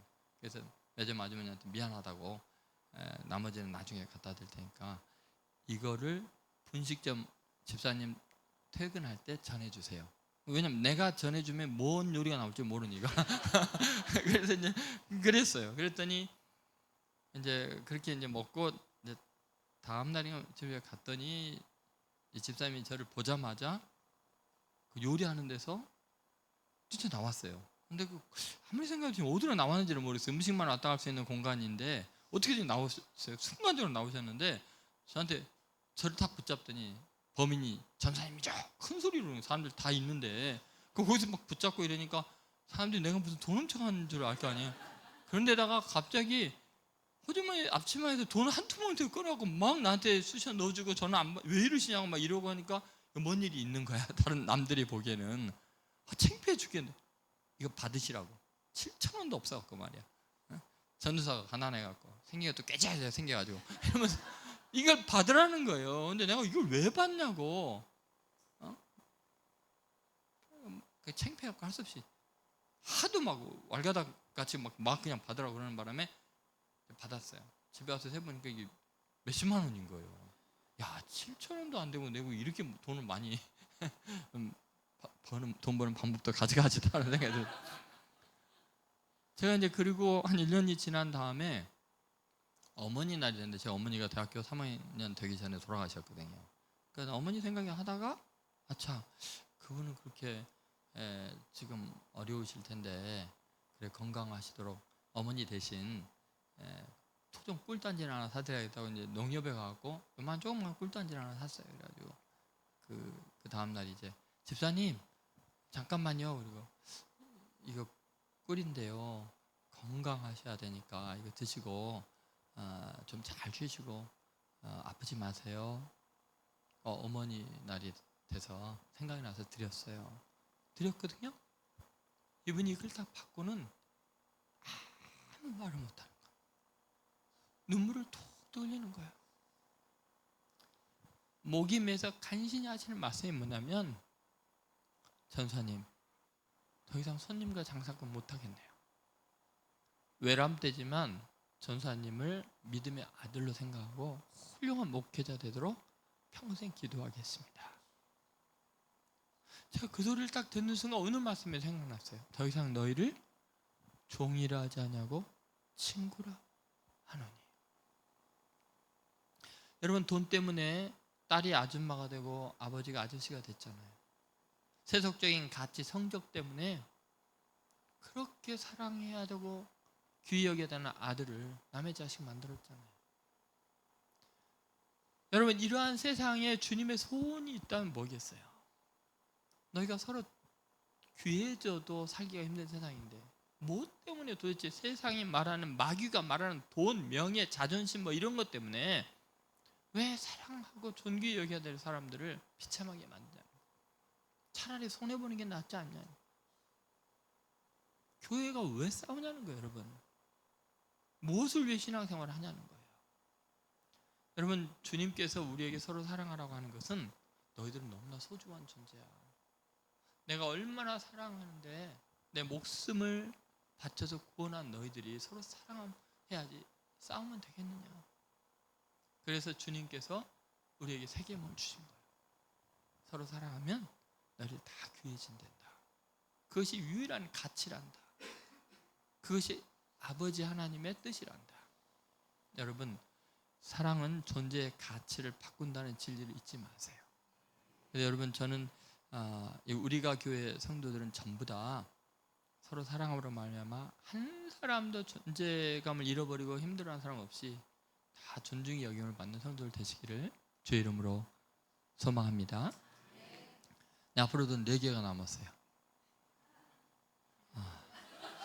그래서 이제 한 가지만 더 하고 나머지는 이제 여러분이 안 부를 수 없겠죠. 마지막 이제 세 번째는 사랑은 계시의 통로가 된다. 한번 따라해보세요. 사랑은 계시의 통로가 된다. 여러분 15절을 잘 보시면요. 서로 사랑할 때 신분이 달라지는 것뿐만 아니라 또 놀라운 일이 하나 일어나는데 뭔지 한번 찾아보세요. 같이 한번 읽어보겠습니다.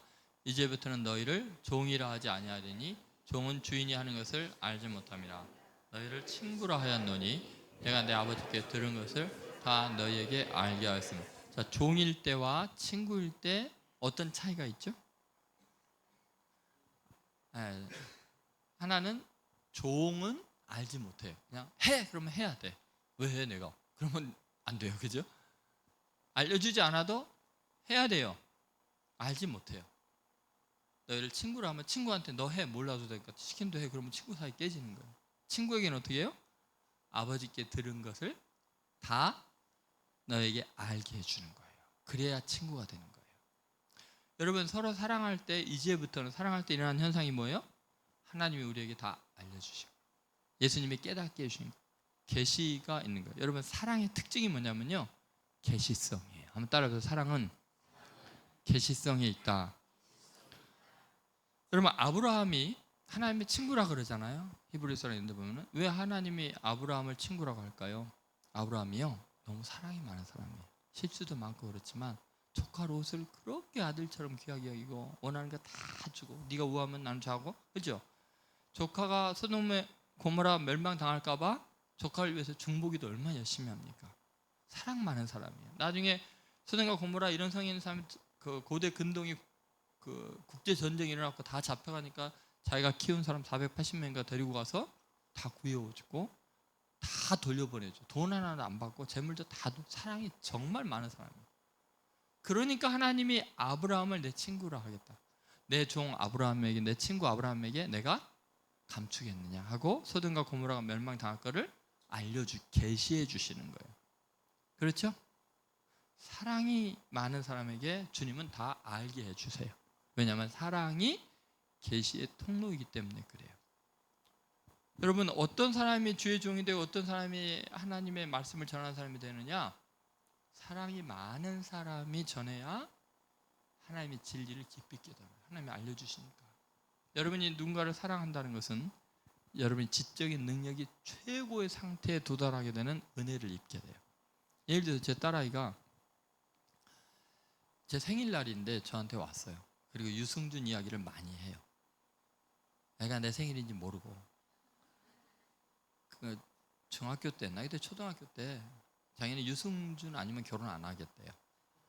그러면서 이제 유승준에 대한 이야기를 하면서 걔가 원래 뭐 대학교를 안 갔다고, 고등학교만 나왔나 뭐, 그리고 자기 꿈이 분명하기 때문에 안 하고, 그다음에 걔 뭐 군대는 언제 가서 언제 제대할 거고, 걔 몸무게는 어떻고, 키는 몇인데, 걔가 제대는 언제 하는데 걔 생일은 며칠이다라는 순간 제가 뒤집어졌어요. 지금 아빠 생일인데 아빠 생일인 거 모르고 유승준 생일 이야기를 하는 순간 내가 넌 내 딸이 아니다. 근데 여러분 생각해 보세요. 사랑하면요 다 알게 돼요. 여러분 다육이 좋아해요? 사랑해요? 다육이라는 식물을? 그러면 다육이에 대해서 도사가 돼요. 막 이름도 알고 뭐 언제 얘는 추위에 강하고 약간 다 알아요. 여러분이 개를 좋아하면요 개 박사 되고, 포도주 좋아하는 사람은요 누가 물어보지도 않았는데 막 포도주 몇 년도 산 뭐가 좋고, 축구 좋아하는 사람은요 레알 마드리드, 뭐 파리 상제르맹 어쩌고 막 이상한 말들을 해요. 사랑하지 않는 사람은 전혀 모르는 지식을 사랑하는 사람은 갖고 있어요. 그래서 여러분, 내가 누군가를 사랑한다는 것은 굉장한 지식을 얻게 돼요. 사랑이 없는 사람은요 무식하게 이루 말할 데가 없어요. 사랑을 통해서만이 지적인 정보, 깨달음이 있게 되는 거예요. 그러니까 하나님이 우리 인간을 그렇게 만들어 놨어요. 플라톤이요 아테네의 한 젊은 철학도에게 시학을 가르쳤어요. 시작을 가르쳤어요. 근데 그 청년이 플라톤의 강의를 듣고 너무 감동해갖고, 제가 이제야 참된 스승을 만났습니다. 이제 시가 뭔지 알겠습니다 하고 막 너무 행복해하니까 플라톤이 정색을 하고 이런 말을 했어요. 당신 이제까지 섬겨온 그 많은 스승들을 진정으로 사랑했습니까? 그랬더니 아니 사랑하지는 않았는데요. 그랬더니 플라톤이 그런 말이에요. 당신에게 사랑하는 마음이 없이 참된 지식을 얻을 수가 없습니다. 지식은 참된 사랑의 관계를 통해서만 얻을 수가 있습니다. 맞습니까 여러분? 여러분이 정 목사님을 사랑하지 않는 순간 여러분 아무것도 몰라요. 교회 나와도 왜 나오는지 뭐 해가지고. 근데 정 목사님을 사랑하고 흠모하면 한마디 하면 10마디 알아듣습니다. 왜냐? 사랑은 계시의 통로가 되기 때문에 사랑을 통해서만 하나님의 지식이 전달이 되는 거예요. 사랑하지 않고 미워하고 증오하면요 말을 해도 못 알아들어요. 전혀 딴소리를 들어요. 그래서 여러분 정말 주님을 사랑하는 사람이 주님의 마음을 깨닫는 거예요. 우리는 서로 사랑할 때 서로를 제대로 이해하죠. 사랑하지 않으면 다 오해해요. 다 곡해시켜요. 마귀에게 완전히 잘못된 정보 속에서 이용만 당하는 거죠. 그래서 여러분 신기하죠? 사랑이 있는 곳에서는 정확하게 그 심정을 이해하는데, 사랑이 깨지는 순간부터 공동체는 막 그냥 말도 안 되는 소문들이 막 돌고 다 오해하고, 그래서 갈등이 일어나고 다 관계가 깨지는 거예요. 사탄이 하는 일이죠. 사랑하지 않으면 알 수가 없어요. 여러분 어떤 인식이 가능하다는 것은 그 인식의 주체와 인식의 객체, 대상 사이에 공통점이 있어야만 인식이 돼요. 이게 무슨 말인지 너무 어려운가요? 제가 쉽게 설명을 할게요. 제가 지금 속이 굉장히 안 좋아요. 근데 제가 자꾸 방구가 나오려고 그래요. 여기 앉아 있는 뭐 여러분 중에 어떤 사람이 그렇다고 칩시다. 근데 어때요? 여기 앉아 있는 자리 밀폐된 공간에서 방구를 끼면 어떻게 써요? 창피하잖아요. 더구나 제가 막 미시마다 막 이러고 있으면 그때 아멘 하십시오, 아멘 한 동안 붕 끼면 되는데 이게 아멘도 안 해. 그래 어떻게 이거를 권력권을 잘 조절해서 PC방구를 끼워서 다 분출을 해야 돼. 소리가 안 나요. 조용히 이제 분출을 했어요. 그런데 뭐가 문제예요? 냄새가 문제야. 특히 뒤에 있는 사람이 미치겠어. 그럼 어떻게 하면 돼요, 여러분? 냄새가 나면 코만 막으면 돼요. 잠깐, 그죠? 이게 티나게 하면 안 되고 그냥 숨을 안 쉬어도 되고. 그런데 생각해보세요.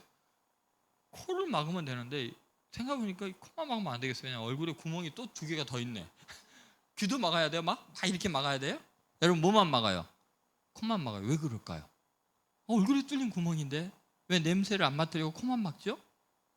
아무리 냄새 분자가 귀로 들어가도 인식을 못해요. 왜요? 냄새 분자를 인식할 수 있는 센서는 코에만 있어요. 무슨 말인지 알겠어요? 인식의 주체와 객체 사이에 공통점이 없으면 인식이 안 되는 거예요. 그럼 제가 이렇게 설교를 하면은 정목선 제 목소리 좋은 게 아니고 까랑까랑 하잖아요. 듣기 싫잖아요. 졸려고 해도 못 졸잖아요. 저 때문에. 저 소리 듣기 싫어. 그럼 여러분 뭐만 막으면 돼요? 귀만 막으면 되죠. 코까지 막으지 마세요. 그러다 죽어요. 왜 그럴까요? 소리의 파동은 귀가 인식할 수 있는 센서가 있어요. 그런데 코에는 소리의 파동을 인식할 수 있는 센서가 없어요. 그럼 무슨 말이냐면요. 어떤 것의 존재 유무, 또 인식의 유무는 반드시 공통적인 뭔가가 있어야만 인식이 되는 거예요. 그렇다면 여러분 보세요. 우리가 하나님에 대해서 알 때 아무리 하나님이 이곳에 임재해 계시고 우리 가운데 역사하여도 하나님을 인식할 수 있는 센서가 없으면 하나님을 인식 못하는 거예요. 하나님 보여봐. 하나님 계시면 말씀하셔야지. 아무리 해도 말씀하셔도 안 돼요. 왜 안 돼요? 하나님을 인식할 수 있는 하나님과 공통된 센서가 없으니까요. 그래서 하나님께서 우리에게 굉장히 중요한 말씀하신 거예요. 내가 너희를 사랑한 것처럼 너희도 서로 사랑하라 했을 때 하나님은 사랑이시기 때문에 너에게 사랑이라는 센서를 장착해라는 거예요. 그 내용이 요한 1서 4장 7절 8절에 있어요. 사랑하는 자들아 우리가 서로 사랑하자. 자, 우리가 서로 사랑하자 했죠. 사랑은 하나님께 속한 것이니 사랑하는 자마다 하나님께로 나아서 하나님을 알고, 자, 하나님을 뭐요? 알아요. 어떤 사람이 사랑하는 자는 하나님을 알고 사랑하지 아니하는 자는 하나님을 알지 못하는, 지금 인식에 대한 문제를 하고 있죠. 이는 하나님은 사랑이시라. 하나님이라는 대상이 사랑이시기 때문에 내가 사랑이라는 센서를 갖고 있어야만 하나님을 안다는 거예요. 그러니까 하나님께서 우리에게 서로 사랑하라 라고 하신 말씀은 왜 하신 거예요? 제발 내가 너에게 계시를 주고 싶은데, 나를 계시하고 싶은데, 나를 만나게 하고 싶은데 너네가 사랑하지 않으면 절대로 나를 알 수 없다는 거예요. 마치 귀로 냄새 맡으려는 거와 마찬가지. 안 된다니까요. 아무리 냄새 분자가 귀로 왔다 갔다 해도, 들락날락 해도 냄새가 안 난다니까요. 귀에는. 사랑 없는 사람은 아무리 하나님이 흔들고 깨우고 난리를 해도 하나님 몰라요. 아무리 계시를 주고 아무리 설교가 훌륭하게 선포가 돼도 절대로 못 알아듣습니다. 사랑 없으면 영적으로 벙어리예요. 귀머거리예요. 감각이 없는 거예요. 왜냐하면 하나님은 사랑이시니까. 그래서 너희가 서로 사랑하라고 하신 거예요. 그래야 네가 계시를 받고, 그래야 너가 인생의 비밀을 알고, 그래야 하나님께서 너를 향한 계획도 알고, 하나님께 복을 주시는 그 놀라운 일들도 깨달아 안다는 거예요. 사랑하는 사람에게만 이 계시의 은혜가 있어요. 믿습니까? 여러분 어때요? 지금 여러분이 이루고 싶은 모든 것들이 다 있잖아요.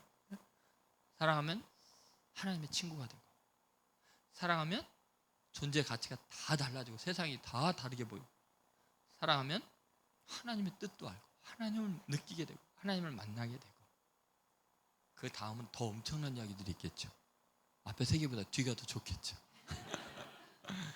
여러분, 저는 여러분이 이 하나님의 사랑하라는 이 계명을 여러분 이 우리가 교회의 특징으로 좀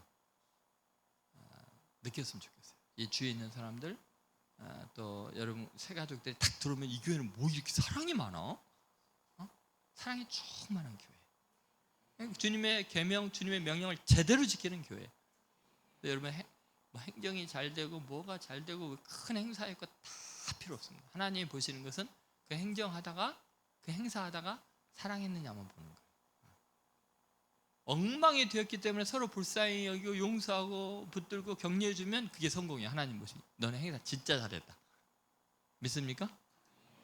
여러분 이제 1주년 행사할 때요 실수하고 잘못할 수도 있고 엉망이 될 수도 있어요.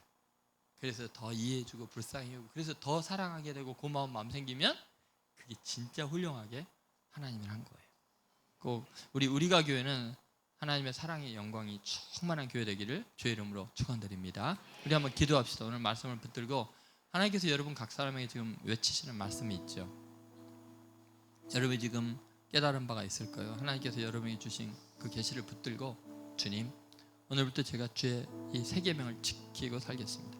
내 자신을 버리게 하시고 내가 희생의 제물이 되게 하시고 내가 늘 내 자신은 짐승입니다. 집에 들어가나 교회 가나 예수님 닮게 해주옵소서. 그리고 주님 사랑함으로 말미암아 내 영성이 충만한 주님의 친구 되기를 원하고 주님 내가 사랑함으로 말미암아 세상에 존재하는 모든 것들이 새로운 가치를 창출하게 하시고 주님 내가 사랑함으로 주님의 마음을 깨닫고 주의 뜻을 깨닫고 계시를 받는 역사가 있게 해 주옵소서. 그동안 쓸데없이 내 자존심 세우고 다른 헛짓했던 거 용서해 주시고 오늘 이 시간에 주님 사랑의 사람으로 나를 바꿔주시고 내 힘으로 아니 되오니 이기적인 내 심정으로 아니 되오니 성령으로 충만케 하여 주옵소서. 시간에 주여 외치고 통성으로 기도하겠습니다. 주여 아버지 하나님 이 시간에 역사해 주시기를 원합니다. 은혜를 베풀어 주시기를 원합니다. 만나주십시오. 그 거룩함 가운데 하나님 바라볼 수 있는 귀한 시간 될 수 있도록 주님 도와여 주시옵소서. 하나님께서 우리가 교회를 세워주시고 특별히 우리가 교회를 통해서 하나님의 뜻을 이루기 원하시는데 아버지 그의 핵심에 사랑이 있음을 우리에게 선포해 주심을 감사합니다. 서로 사랑하는 교회 되게 하여 주시옵소서. 하나님의 사랑을 이룰 수 있는 교회 되게 하여 주시옵소서. 주님께서 그렇게 사랑하셨듯이 아버지 우리도 서로 사랑할 수 있는 아버지 교회 공동체 될 수 있도록 인도하여 주시옵소서. 하나님 나라를 이룰 수 있는 아버지 모든 것들이 될 수 있는 우리 교회가 되게 해 주시옵시고 그 난의 아버지 나라가 인도하여 주시옵시고 그 가운데 충만할 수 있는 우리 될 수 있도록 성령님 아버지 인도하여 주시옵소서. 아버지 그리하여 주님께 주신 은혜 가운데 아버지 우리가 교회가 정말 하나님께서 원하신 거룩한 하나님 나라를 이루는 교회가 되게 해주시며 아버지 그 가운데 하나님께서 원하신 거룩한 사람이 될 수 있는 아버지 될 수 있도록 성령 아버지 있는 것도 하여 주시옵시고 그 영광을 충만하여서 하나님께 자리에 칭찬받을 수 있는 하나님께 인정받을 수 있는 아버지 그 사랑 온전히 선포할 수 있는 우리가 될 수 있도록 성령 아버지 인도하여 주시옵소서. 주신 말씀이 붙고 그 거룩한 건데 하나님 나라에서 그대로 주시옵소서. 우리 한 가지만 더 놓고 기도합시다. 우리 목사님 또 섬기는 교회를 위해서 우리 함께 기도합시다. 예수뿐인 교회 그 이름대로 정말 예수님이 중심되어서 예수님만 드러나고 예수님만 선포될 수 있는 거룩한 말씀에 대한 또 귀한 성도들 되게 해달라고 우리 함께 기도합시다. 참으로 어려운 시대 또 우리 목사님 개척하시고 4년의 시간을 보내면서 교회됨을 세워가시는데 하나님께서 예수뿐인 교회를 통해서 열방의 복음이 선포되게 하여 주시고 예수뿐인 교회를 통해서 정말 많은 교회가 정말 교회다움을 확인할 수 있는 본이 될 수 있는 교회 되게 해달라고 특별히 귀하게 사역하시는 우리 목사님 동역하시는 모든 목회자들 또 성도들 또 우리 사모님께서 하나님께 주신 그 거룩함을 흔들리지 않고 믿음에서 끝까지 승리할 수 있는 우리 형제교회 될 수 있게 해달라고 우리 예수뿐인 교회를 위해서 우리 함께 잠시 기도하도록 하겠습니다. 참 좋으신 하나님 감사합니다. 이 시간 우리 함께 중보하며 기도합니다. 하나님께서 특별한 계획이 있어 세우신 이 아름다운 예수뿐인 교회를 하나님이 바라봅니다. 하나님 말 그대로 예수님 안에서 예쁜 교회 되게 하여 주시옵소서. 말씀으로 승리하는 교회 되게 하여 주시옵소서. 예수님만 드러날 수 있는 거룩한 교회 될 수 있도록 좀 인도하여 주시옵소서. 그 내 가운데 승리하는 아버지의 예수님 교회가 정말 하나님의 말씀을 품고 나아갈 때 하나님 많은 교회에 정말 교회다운 본을 보이고 하나님의 나라를 이룰 수 있는 좋은 교회 아름다운 교회 정말 예수님 안에서 예쁜 교회 될 수 있도록 성령님 아버지의 인도하여 주시옵소서. 아버지 개척의 길을 걸어오는 귀한 시간에 아버지 많은 것들이 필요합니다. 돕는 손길을 교회들을 보내주시면 감사합니다. 하나님 말씀을 이루어 주시옵소서. 하나님 거룩한 복음의 열매를 거두게 하여 주시옵소서. 하나님 사랑의 증거들이 나타나게 하여 주시옵소서. 그야야 하나님께서 주신 그 거룩함 가운데 정말 이 열방에 많이 쓰러져가고 나눠주고 깨지는 교회 앞에 정말 주께 주신 그 거룩함이 어떤 것이 본이 될 수 있는 그 거룩한 교회 될 수 있도록 인도하여 주시옵소서. 또 인도하는 목사님을 성령 충만한 목사님, 하나님 강건한 목사님으로 세워주시되 당신의 강건해서 하나님 말씀을 선포하는데 또 열방에 또 많은 교회들에게 복음을 전할 때 그 복음을 전하는 자들마다 성령님의 역사들이 나타나게 하여 주시옵시고 또 돕는 함께 하시고 우리 사모님의 그 삶 가운데도 함께 해주시며 또 돕는 동역자들 또 하나님 모든 성도들이 정말 한마음을 해서 하나님 나라를 수 있는 좋은 교회 하나님 영지교회 될 수 있도록 성령 아버지 인도하여 주시옵소서. 그 영광을 하나님 만나보는 것을 드리는 아버지가 하여 주시옵소서. 참으로 주신 하나님 감사합니다. 이 저녁에 우리를 만나주시고 우리에게 하나님의 말씀을 선포하여 주심을 감사합니다. 하나님께서 하나님의 사랑으로 우리가 교회를 세워주셨습니다. 하나님께서 이미 주님의 그 말씀으로 우리를 품어주셔서 이 땅에 거룩한 교회 되게 하셨습니다. 1년이 지났습니다. 참으로 많은 일들이 있었습니다. 하나님 그 모든 시간들 가운데 역사하신 하나님을 찬양합니다. 하나님을 신뢰합니다. 더 큰 일을 이루실 하나님을 기대합니다. 하나님 우리가 교회를 통해서 일하여 주시옵시고 하나님 우리가 처음 모였을 때 우리가 교회를 통해서 이 땅에 하나님 나라가 현실이 되도록 함께 노력하자고 했던 그 약속들을 끝까지 지킬 수 있는 우리 귀한 믿음이 될 수 있도록 지금 역사하여 주시옵소서. 여전히 부족합니다. 연약합니다. 하나님 그러기에 더 기대합니다. 우리의 연약함을 세우신 하나님, 우리의 물을 유로 창조하시는 엘로힘의 하나님을 하나님 온전하게 바라보게 하고 믿게 하게 하시고 또 그 가운데 하나님의 살아계심을 증거할 수 있는 좋은 교회, 사랑이 넘치는 교회 될 수 있도록 좀 역사하여 주시옵소서. 특별히 이제 우리 2년 차를 맞이하는데 하나님께서 우리에게 사랑의 귀한 또 메시지를 던져주셨는데 하나님 우리가 서로 사랑을 이룸을 통해서 정말 하나님의 예수님의 친구로 하나님의 이 땅에서 정말 복음의 길을 걸어갈 수 있는 우리가 교회 될 수 있도록 인도하여 주시옵소서. 또 귀한 말씀을 주신 우리 조동철 목사님 항상 사랑해 주시면 감사합니다.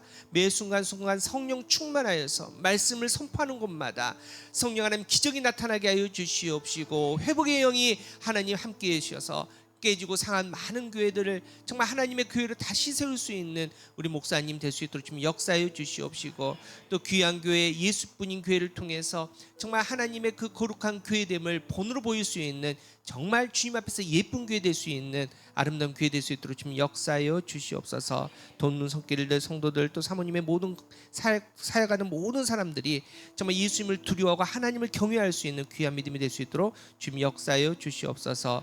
우리에게 귀한 도전을 주시고 또 말씀을 주셨는데 하나님 주신 말씀 그대로 우리가 말 한마디 행동 하나 서로 섬기며 사랑할 수 있는 우리가 교회 될 수 있도록 좀 역사하여 주시옵소서. 주님께서 모든 것들을 함께 해주시옵소서. 예수님의 이름으로 간절히 기도하옵나이다.